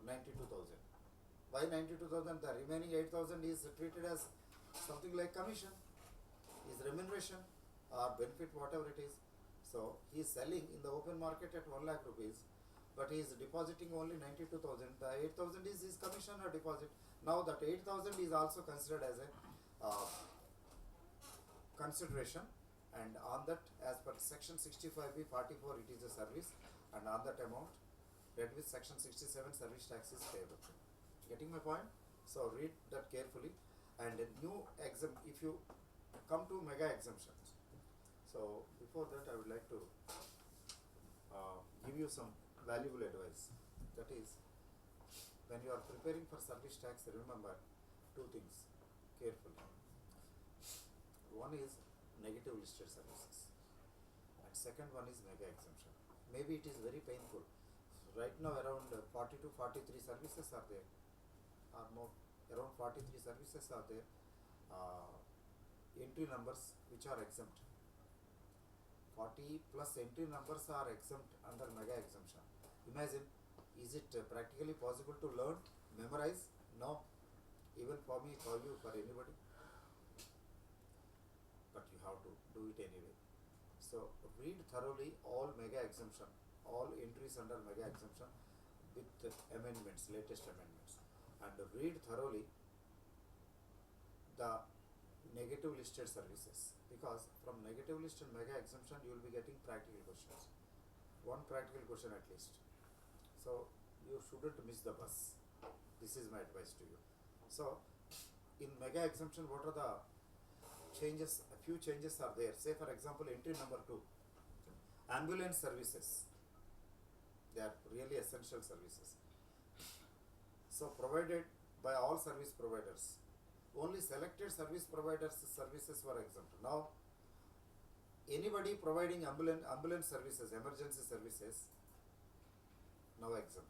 So the scope has been expanded, and Prime Minister SB, some general insurance and insurance schemes they have added. Go through them. Atal Pension Yojana, etc. were there. So they have added entry number 43. So 43 are there already. 44, 45, 46, 47. Okay. So there are 47 entries under mega exemption. Okay. So 43 has been added. 44, 5, 6, 7. 1, 2, 3, 4, 5. 5 entries at least they have added. New. So one is entry number 43. Operator of common effluent treatment plant by way of treatment of effluent. Effluent means sewerage, drainage water, etc. Common effluent treatment plant. Operator providing service by way of treatment of effluent. Now it is totally exempt. Earlier it was not there. 44, preconditioning, pre-cooling, ripening, waxing, labeling of fruit and vegetables. Now entry number 44, this is exempt. Waxing, in fact waxing, etc., putting carbide, etc., is prohibited in many states. But if they do something like that, that is exempt. Admission to museum, wildlife sanctuary, zoo, tiger reserve, animal national park. So entertainment, events, etc., etc., where under negative list they have been removed, that has been removed from the negative list, but in a limited way. Admission to museum, wildlife sanctuary, zoo, tiger park, reserve, national park, to this extent they are granting mega exemption, and remaining entertainment, amusement, etc., etc., they will be taxable. Exhibitor to a distributor or association of persons where he is a member of that, they have given exemption under entry number 46. Entry number 47, admission to film, circus, dance, etc., etc., they have given exemption if the admission fees is not above 500. They have put a condition. If the admission fees to film, circus, dance, etc., is not above 500, then it is exempt. If it is above 500, sorry, no relaxation. But this part was earlier under the negative list. Now it has been brought to mega exemption. That too they have put a limit 500 rupees. So they have reduced the scope. Services by specified organizations like Man Sarovar, Hajj pilgrimage, they have been granted exemption. And services provided to restricted, there is a restriction also.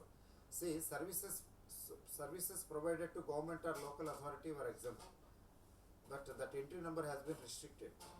It has been restricted only to 3: monuments, archaeological activities, canal, dam, irrigation work, and pipeline, water supply, treatment of sewerage, treatment plant, disposal of wastewater, etc. Only these 3. And for the rest, even if the service is received by government or local authority, service tax is payable. And similarly, now construction, erection to airport or port. Now it has become taxable. Entry number 14A. And abatements, I have already told you, and many more are there, agricultural produce. So, and please go through, many more amendments are also there under mega exemption. For abatement, let me highlight two things. One is, the abatement has been made uniform to all sorts of transport, say whether it is by road, if it is road, by goods transport agent, but other transports by road are under the negative list only through goods transport agency, that is taxable.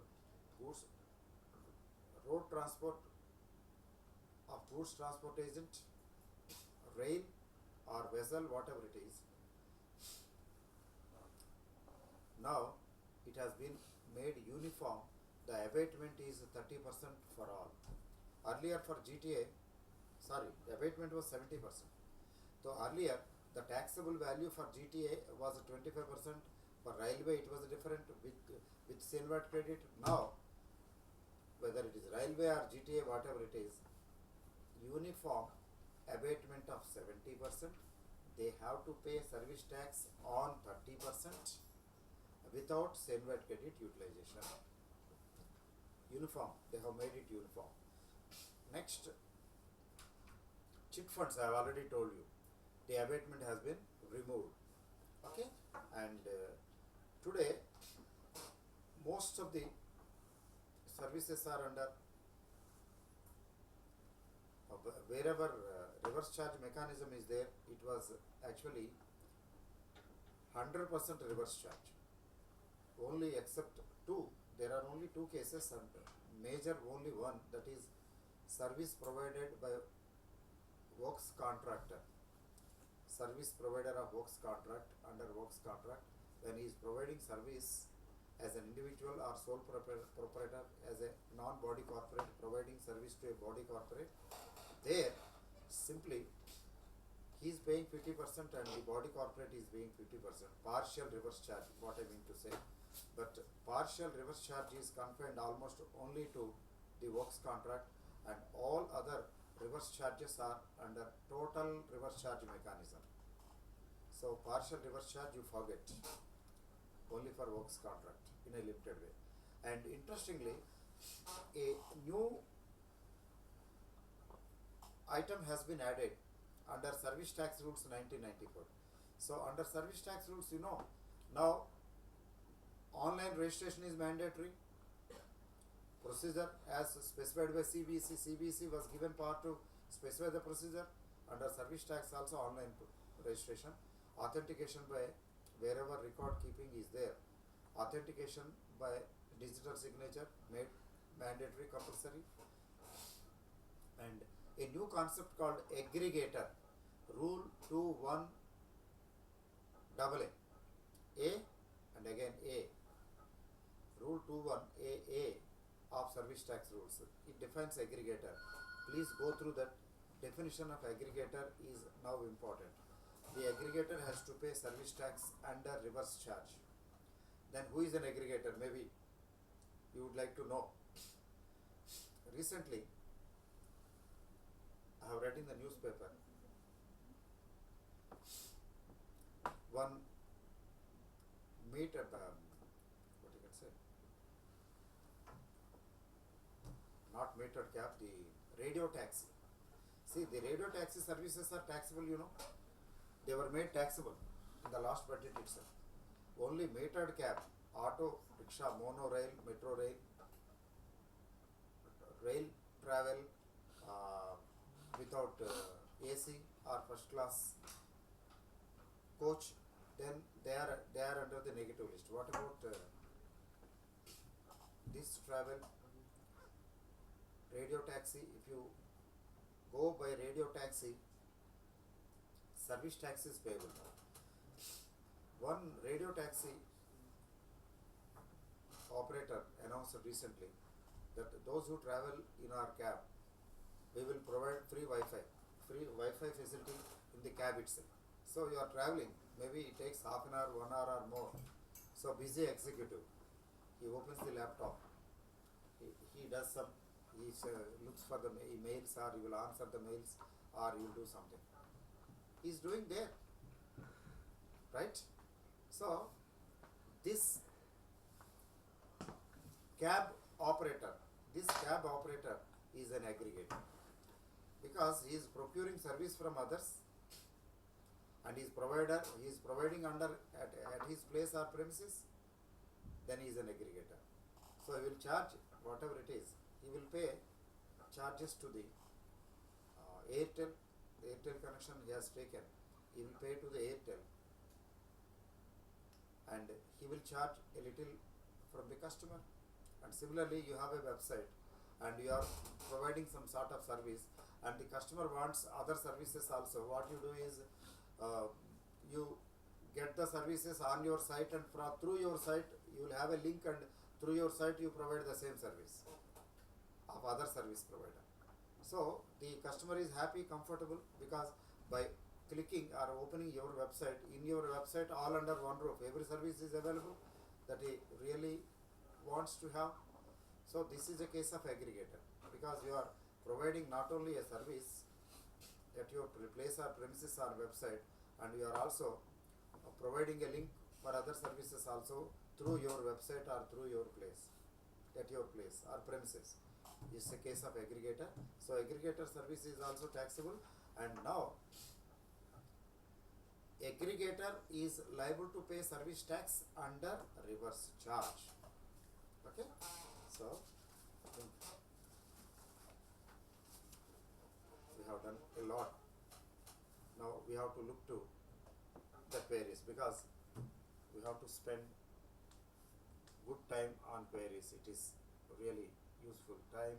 It is 12:15, right? It was 12:15, 12:16. I would like to take some more time. I can take now.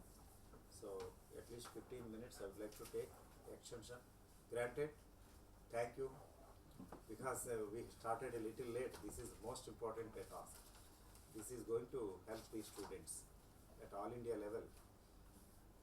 Service tax rate is 14%, and Swachh Bharat is 0.5%. So calculate service tax at what? For your examination, for December examination, it is 14%. Don't add cess. For June 2016 onwards, it is 14.5%. Don't add cess. Now for your examination in December, it is 14%. Next question: difference between inspection and investigation under excise and customs law. This is a general question. Anyway, I would like to answer, because I believe this is your genuine doubt. Inspection is something like inspection of records, inspection of premises. Inspection may be a routine activity, or a selected activity, or on a special case. You have some complaint or suspicion, doubt, some more are coming. Okay. So you go and inspect, either as a routine visit or on a special case, on a special cause, or on a complaint. But investigation is when you find out, when you doubt or suspect that something went wrong, that investigation starts. So investigation is an elaborate process or procedure to find out, to ascertain a particular thing or to find out the truth. So investigation is a long drawn procedure. It's not simply checking the inspection, checking the premises or checking the books. It's not like that. So some conclusions are to be drawn through investigation. It is done for a specific purpose. Okay. What is if CNVAT credit limited to 1 year, then on capital goods balance 50% credit on subsequent year. My dear friend, this question is, in fact, you are not able to understand this. CNVAT credit, for taking CNVAT credit, the time limit is now 1 year. Earlier 6 months. 1 year as per rule 4.1 and 4.2. 4.1, of course, it is 1 year from the date of invoice, the date on which the date which is there on the invoice. From the date of invoice, it is 1 year. So within 1 year, you have to avail or you have to book the credit. You have to make an entry. Say, Senvat supplement bank. See, purchase account debit, Senvat receivable account debit to supplier account or to bank account. So this entry you have to make in your books of accounts within 1 year of date of invoice. If you don't do it, there is an expiry date, you don't get any credit. And for utilization, there is no time limit, don't worry. Once you book it, you can utilize any time. And as this provision is not applicable to capital goods at all, because for capital goods you can take any time. Okay, so there is some misconception. Balance 50% credit subsequent year, it has nothing to do with, my dear friend. Okay, education cess and higher education cess, if abolished, how can it be set off against excise duty paid on input and capital goods? Because this is the facility they are allowing. Because you have paid earlier, you paid excise duty, you paid education cess and secondary higher education cess, and because there are different account heads are there, and they are separately credited, you can't mix up the credit. So education cess, it is showing, secondary higher education cess, it is showing, but in the meantime it has been abolished, merged with this excise duty portion, and it is remaining. What to do now on? You don't have to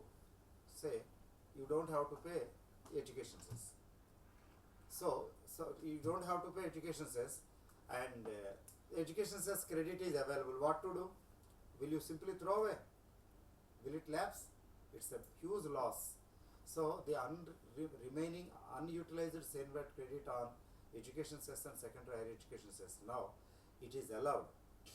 Rule 37B has been amended. It is now allowed to pay basic duty of excise, that is Senvat, but service provider is not having this advantage. This is logically true. Otherwise, SSC will be in trouble. What is the applicability of education cess in advance tax law for December attempt? Already covered education cess.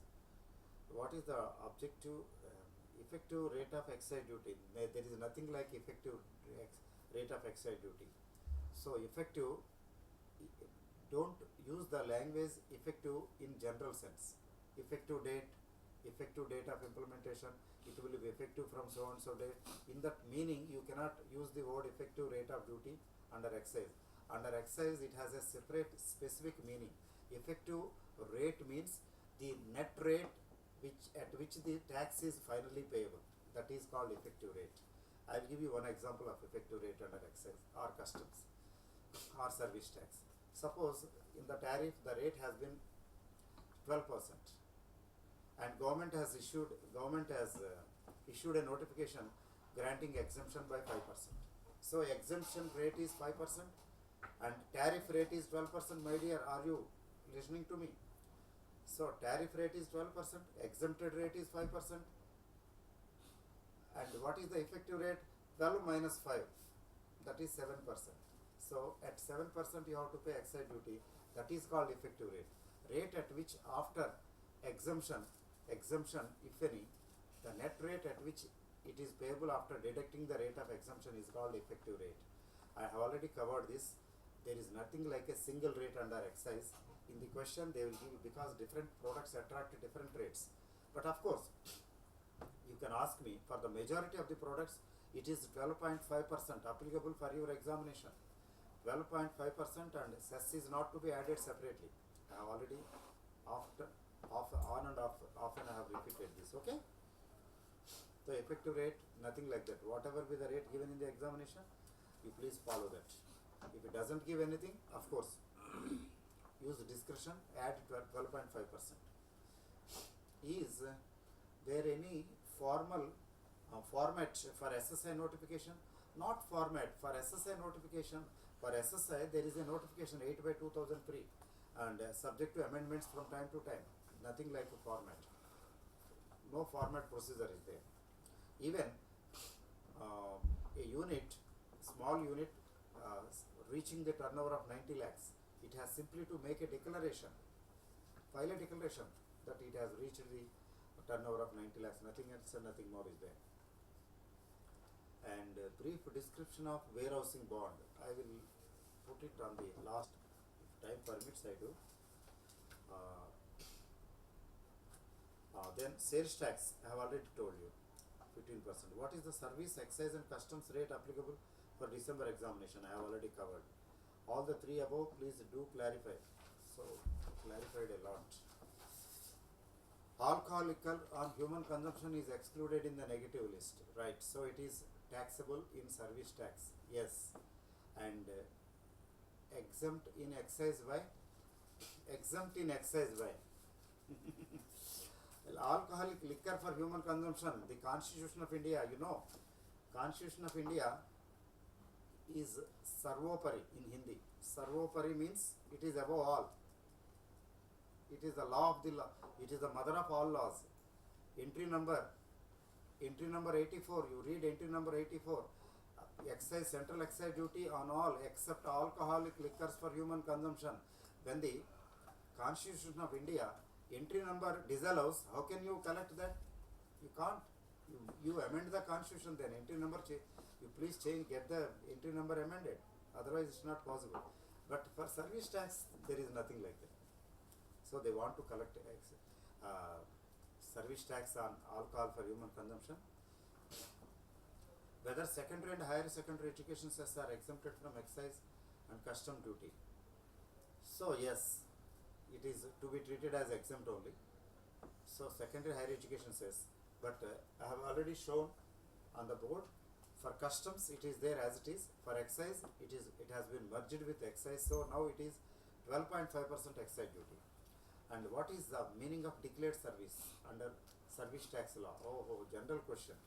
Say to answer such questions, where is the time? You can ask in the afternoon. You are having such a question answer session is there in the afternoon.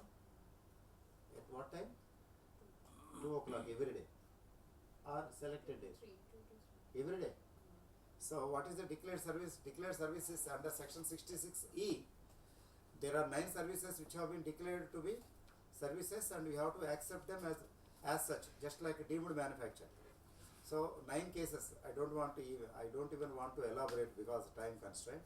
And between 2 and 3, you can call at the institute level to the Department of Studies. It's a Lodi Road office is providing service. The officers concerned will be answering your queries. This is a general question. Declared service you get. And explain appeals under indirect tax. Okay, this is not a class, na? This is only a webcast. So you please ask this question between 2 and 3. Appeals under indirect tax. Just briefly let me tell you, under indirect tax, appeals are when you lose the case, you go to a higher level for an appeal. So departmental appeal, appellate authorities, commissioner appeals, service tax, or what you can say excise or customs, and further appeal from commissioner appeals to CSTAT, and further to High Court or Supreme Court as the case may be. And from commissioner adjudication, the appeal directly goes to CSTAT, and remaining provisions please you go through. And of course important also, because for pre-deposit you have to deposit certain amount, otherwise you are not allowed to prepare an appeal. And GST applicable for 2015 exam. Absurd question. GST is in the offing, so the bill is yet to be passed. It is yet to be, constitutional amendment is yet to be approved by Rajya Sabha. It was not cleared even at the parliament level. After that, if at all it is cleared, I don't know. If at all it is cleared, not possible generally, then act is made, GST Act, in 3 parts. One is CGST, and then next SGST, and then integrated GST. 3 acts will come into existence, and then government will appoint a date. They will announce in the official gazette, and from that effective date it will come into operation. So in near future that is not possible. So let it come. Right now it is not applicable. It is not there. It was not born at all. GST. Only introduction of part of GST given under supplementary. Very good. You are right. Introductory part is given for basic understanding that you have to study.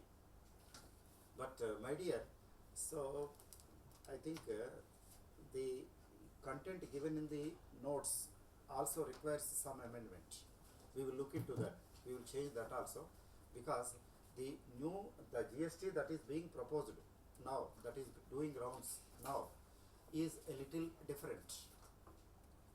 But conceptually it is same. From this textbook, Institute study module, you can study. But with the latest what is going on, in GST, 1% levy extra on goods, 1% levy states are being allowed to impose. And these things, because the newspapers are also it is coming up, you keep yourself abreast of all these developments. So that naturally is not there, because these are the new developments we have to incorporate in the module. And then on removal of capital goods after use, what is the rate of reversal of goods for service provider? See, removal of capital goods after use, this is governed by Rule 35A as capital goods or as waste or scrap. You have to follow Rule 35A. There is nothing like service provider or manufacturer. Such a distinction has not been made. Okay? Whether it is manufacturer or service provider, it is Rule 35A which has to be followed. Done. If CBD rate is not given in the question, what rate has to be used? So, such a question you can't expect. CBD is rate not given. They certainly give the rate. Of course, in exceptional cases, if I have to attempt the paper, I will simply say, because CBD rate you have not given, I have not added anything. I don't add anything. But if you want to add normal excise rate, that is 12.5%. If you want to add. What change in valuation of excise rules? Good. In excise rules valuation, not now, earlier. 2014 there was an amendment. You look at Rule 6. In Rule 6 they said, Fiat India case was there, and after that they said, suppose you are selling goods below cost, but further you are not collecting anything from the customer. It is to be treated as sole consideration. Whatever you collect, whatever the customer is, whatever the assessee is collecting from the customer, even if it is below cost, that is to be treated as transaction value. And the decision given by Supreme Court in Fiat India case to that extent gets nullified. That is, to that extent it is no longer a good law, because there is an amendment to Rule 6. There is an explanation. Okay, and other than that, you don't worry about anything. I have already told you in central service tax rules, in central excise rules and Senvat credit rules there are changes. Not here. In customs, should we add cess? No. We should not add cess to CVD portion. Only add cess to BCD plus CVD as I have shown here. Is there any limit of turnover of excise duty, or is it applicable to any manufacturing unit if the goods are excisable? Is there any limit of turnover or levy of excise duty, or is it applicable to any manufacturing unit? Beating about the bush. Are you talking about small scale industry? I don't know. If it is small scale industry, there is a turnover limit. For the eligibility, 4 crore previous year. For current year, exemption limit is 1.5 crore. The question is vague. For claiming input, Senvat is the time limit 2 years or 6 months. For claiming input, for claiming it is 1 year, neither 6 months nor 2 years. It is when you send goods to job worker, for inputs you have to get them back in 180 days, and for capital goods you have to get them back in 2 years. So here it's not like that, it's 1 year as per Rule 4. So in case job worker charges 5,000 and goods are captively consumed, is valuation done as per rules, rule 8 or rule 10A job work? So this requires a lot of explanation. There is confusion. In case job worker charges 5,000 and goods are comparatively captively consumed. Job worker charges and captively consumed. What do you mean by? Suppose job worker charged, captively consumed, valuation done as per rule 8 or rule 10A. Rule 10A, this question in depth, of course, a lot of explanation. So let me explain broadly, briefly. When you send goods to job worker, whatever he charges, that is totally irrelevant by virtue of rule 10A. And you have to naturally apply rule 10A as per the price charged by you. You have to pay excise duty on your price, not the job worker's charges plus cost done, because rule 10A is there. Then where is the question of this thing when you say that it is captively consumed?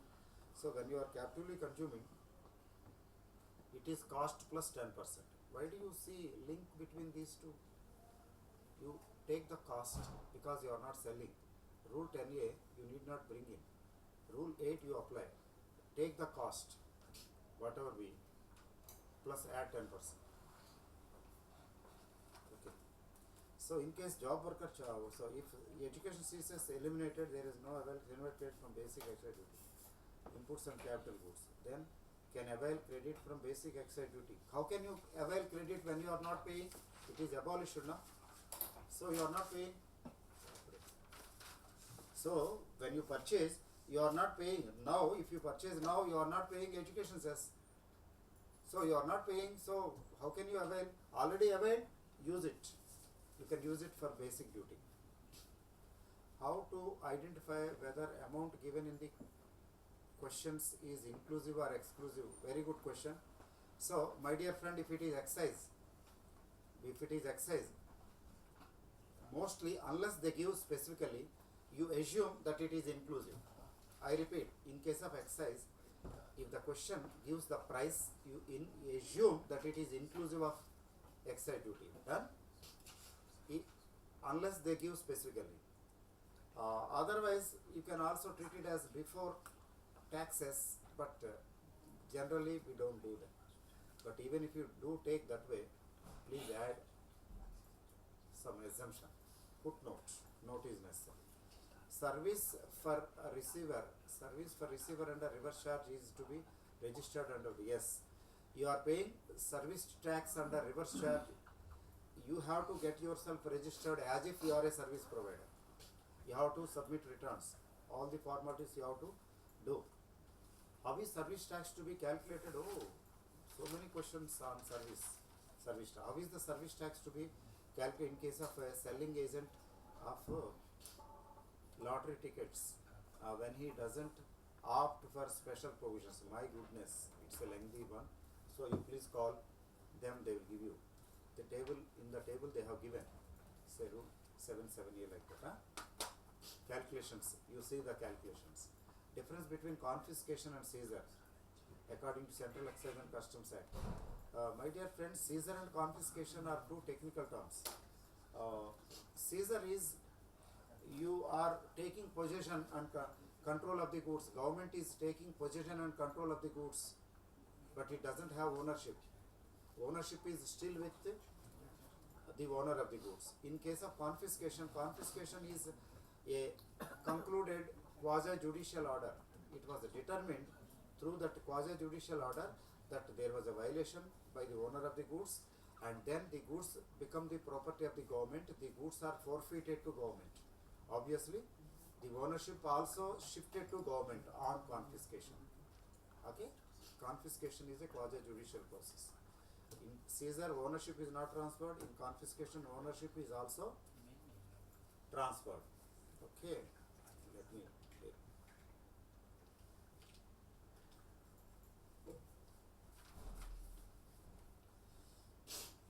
CBD should be calculated on 12.5% only. If they give If CBD is 12.5%, then should we add cess separately? Yes, if they give, because that cess is cess on customs duty. Next, what is the interest on delayed payment under service tax, and what are the penalty? This is a general question. Call them. The different rates have been there. For 6 months, it is 24%. 1 year, 6 months to 1 year, it is 18% for first 6 months. After 6 months to 1 year, it is 24%, again 30%, and these things are there. Please, there is a change, change in interest rates and penalties. You call between 2 and 3 to the institute at Delhi, they will explain. Okay, thank you. And is there any amendment in services provided by air travel agents? No, only rates increase, rates change for air travel agents, etc. The rates changed, please go through them. Explain rule 6 of Seinfeld credit. Normally in the classroom, I take some 2 to 3 hours to explain rule 6. 2 to 3 hours. So how much time should I take to explain rule 6 of Seinfeld credit rules? Sorry, I am disappointing you. In exercise law, at the most, if you have doubts, you can take my number. I'll write my mobile number. I can clarify your doubts. I can spend some time to you, because you are a student of ICSI. Because I am also a faculty of ICSI. I can spend time for you. You please note down this. Because the cached time is very valuable time. This is 9811-737205. I can spend some time for you from my lifetime, a few minutes or so.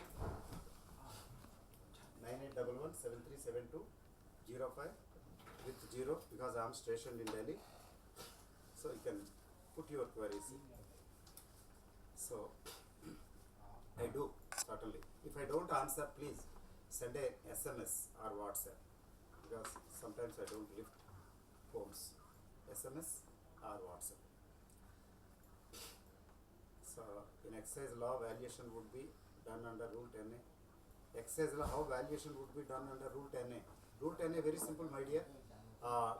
I send goods to job worker, and what is the price I am charging to the customer for the removal from the premises of job worker? That is to be taken. Rule 10A. Whether services related to betting, gambling, is still in the negative list? Yes, they are still in the negative list, but to the extent, lottery, to the extent it is a service under section 65B, that is not negative, that is taxable. Except that, what is the residual penalty? 117, oh, big amount, customs. What is directly available in a book or in a Bayer Act? Please don't ask such questions, because your time is very valuable. So, madam, you are there. I have 4 or 5 questions. Shall I do also them also? Furthermore,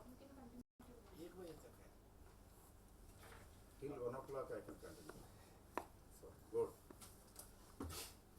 I will do these things also. Is it mandatory to file ER4, ER5 for a manufacturer having more than 1 crore? Yes. See, ER4, ER5. See, why do you bring in ER4 and ER5? Actually, ER4 it is under Rule 12, and ER5 and 6 are under Seinfeld Credit Scheme. Yes, but to file ER5, the specific requirement is, that is with reference to principal inputs, where cost of material is, cost of particular material is 10% or more than 10% of the total cost of material. So ER5 is under Rule 9A of Seinfeld Credit Rules, whereas ER4, it is annual financial information statement 30th November. This is, of course, 1 crore limit is there. This is under Rule 12, that is under Rule 9A of Seinfeld Credit Rules. Don't mix up like drinking and driving. But yes, but the criteria is different for both. Availing period of CNVAT credit limit for input and capital goods both up to 1 year? No, I've already cleared na. Within 1 year of date of invoice, you have to avail CNVAT credit on inputs and input services only. But regarding capital goods, there is no time stipulation, time limit like that. You can take any time on capital goods. 1 year is not applicable to capital goods. Who is eligible to receive brokerage? Who is providing taxable service as per section 65B44? General question has a general answer. My dear friend, who is eligible to receive brokerage?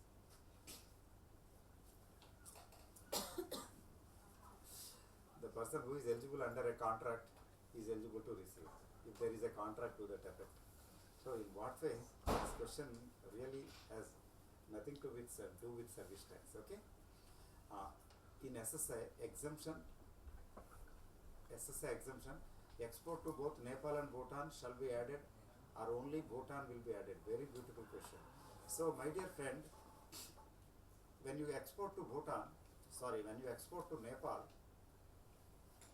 there was a clarification, of course, notification also.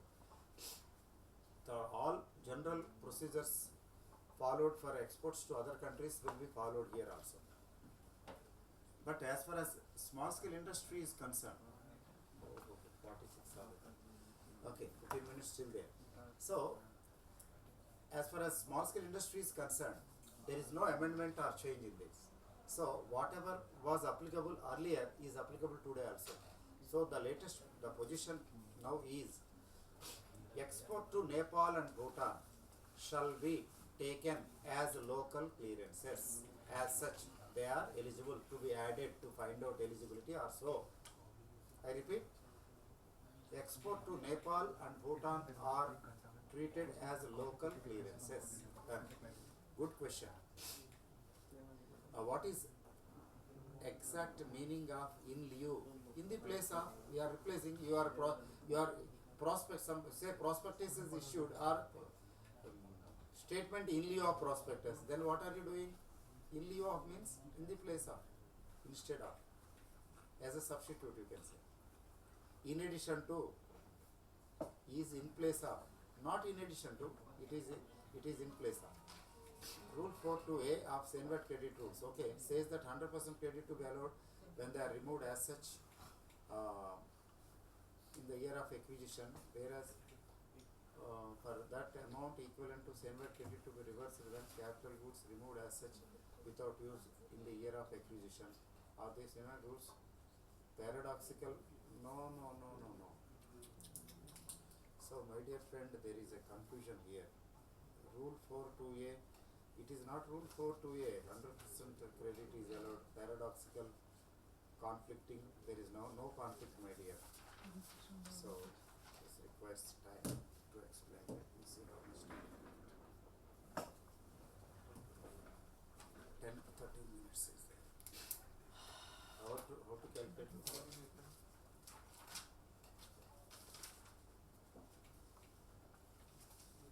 There is amount given in the question section. So okay. Okay, I can spend time. Madam, anything more is there? Few more questions? Please forward. My dear friend, I will be very fast and you be kind attention. You asked a question about taking and utilizing of CNVAT credit, right? Rule 4.2.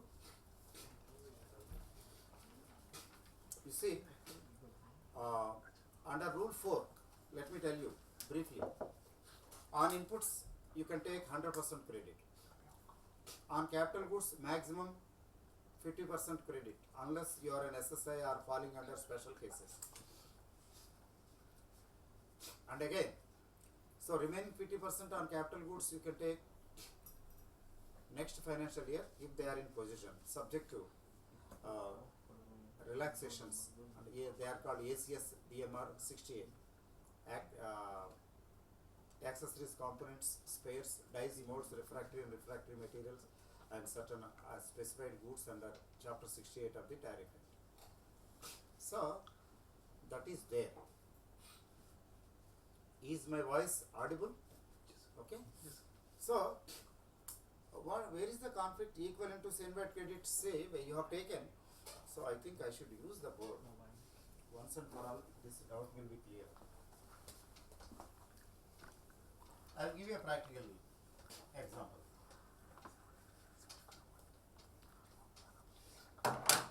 Anyway, I keep my number here.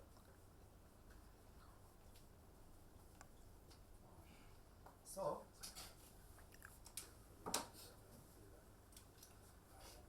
say on 1st Jan, you have brought in, because on the date of taking, on the date of getting Senvat credit account, capital goods. It is a memorandum. Okay. So you paid 1 lakh rupees as duty and brought in capital goods. So on 1st Jan, you are eligible to take credit of 50,000 rupees, right? Maximum, suppose unless you are an SSI, something like that. The remaining 50,000 rupees next financial year. So 1st April or after that. But you have removed the same capital goods in the same financial year. Say January 2015. So January 2015. So in the same financial year, say February 15, you are removing. Maybe you are resold. At the time of resale, on February 15, you are eligible to take remaining 50,000 also, because on this day you are removing. Why? Because you have not used them at all as such. So because you have to reverse the credit. On February 15, because you are transferring to say Mr. X. So X is supposed to get the credit. On February 15, you reverse the whole of the credit and your account is zero. Okay? Your account is zero, but this credit is enjoyed by Mr. X, maybe in 2 installments or 1 installment. Suppose Mr. X is a small scale industry, he will enjoy the whole credit in one go. So your credit is now his credit. Your debit is closed with your credit. I don't know where you are getting confusion. There is no paradox, no confusion. How to calculate days of computation? Should starting date to be included? Of course, this is a genuine doubt. I would like to spend time on this. See, very, very genuine doubt. In indirect taxes, it is said from so and so date till the date of payment. This is the language used. My dear friend, there is an basic accounting principle. First date and last date are there, means you exclude one and include one. The same principle is followed here also. Nothing new is there. Exclude one and include one. Say for example, I give a small practical example, interest calculation. Suppose excise duty is payable 1 lakh rupees and your due date is 6th January. Okay?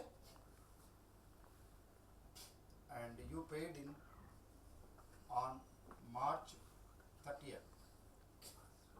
On March 30th you paid. So, how to calculate, how to count? 6th is the due date. From the next day, you calculate. So, 7th onwards. If you count from 7th onwards, automatically you will get 31 minus how many days are there? 25. In January, 25 days are left. So we have excluded this, and from 7 onwards you are counting. You find out it comes 25 days, and then in February say 28, normal year, and in March there are 30. So you have excluded 6, but you have included this. Exclude 1 and include 1. So this is 30. 83 days. On 83 days, you calculate excise duty, interest payable on 1 lakh, say at 18%. So exclude this and include this. Normally that is what we do. We have to exclude 1 and include 1. That we study in basic accounts at 11th, 12th class level. The same thing we do. question. This is also good question. Few more questions. Definition of input services with regard to contract service charges. Contract service charges? Works contract? So this question is not clear. Definition of input service. Input service, you mean to say Senvat credit scheme? Input service? So input service, contract service charges. This question is okay. Let me not put. Clarify recovery and penal provisions amendments for service tax. Lengthy. Sorry. You call tomorrow between 2 and 3. Treatment of goods if goods brings from EOU to DTA. Okay, export oriented to DTA. So suppose you are purchasing from EOU. So you are in DTA. The domestic tariff area means the rest of India. So for you it is import. So it is a deemed import. A duty, excise duty, no doubt you are paying excise duty, but equivalent to import duty. That is custom duty how to pay. But there of course 50% exemption is generally available based on your previous year's performance, EOU's previous year's performance. 50% PCD is exempt. But custom duty equivalent to excise duty is payable. EOU to DTA. And is unit of 6 months for availing Senvat credit applicable, limit of 6 months applicable for partial unavailed Senvat credit? Did not get the question. Partial unavailed Senvat credit, but you have availed only partially. So whether it is partial or total, you have to take the whole credit within 1 year, not 6 months now. Now it is 1 year on inputs and input services. Limit of 6 months.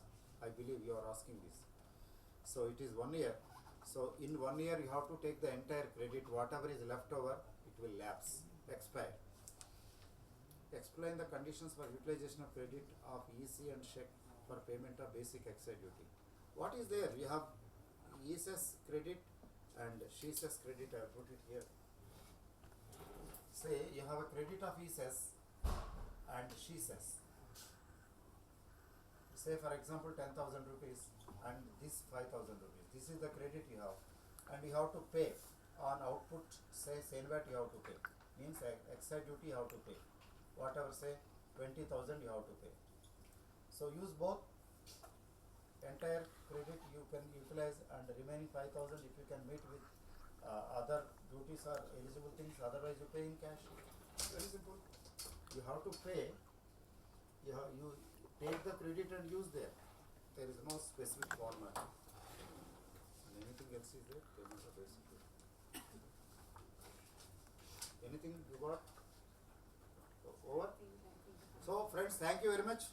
Thank you, sir, for taking up the queries of students. Now students, I just want to remind you one more time that updates on advanced tax laws practice, new syllabus and old syllabus both, they are available on the website. So you can refer to the supplements which are uploaded on the academic corner of our website. And further, this webcast will be uploaded on YouTube shortly. So if you have missed something, you can again watch the webcast on YouTube. Before ending this session of webcast, I would like to remind you once more that today we will have one more webcast on professional program, that is on drafting appearances and pleading from 2 p.m. to 4 p.m. So kindly be prepared to attend that webcast also. Lastly, thank you so much, sir, for answering the queries of students, and thank you all of you for watching this webcast and asking your queries. Thank you all, and all the best for your examination. And finally, sorry to interrupt you. So I have thoroughly enjoyed myself.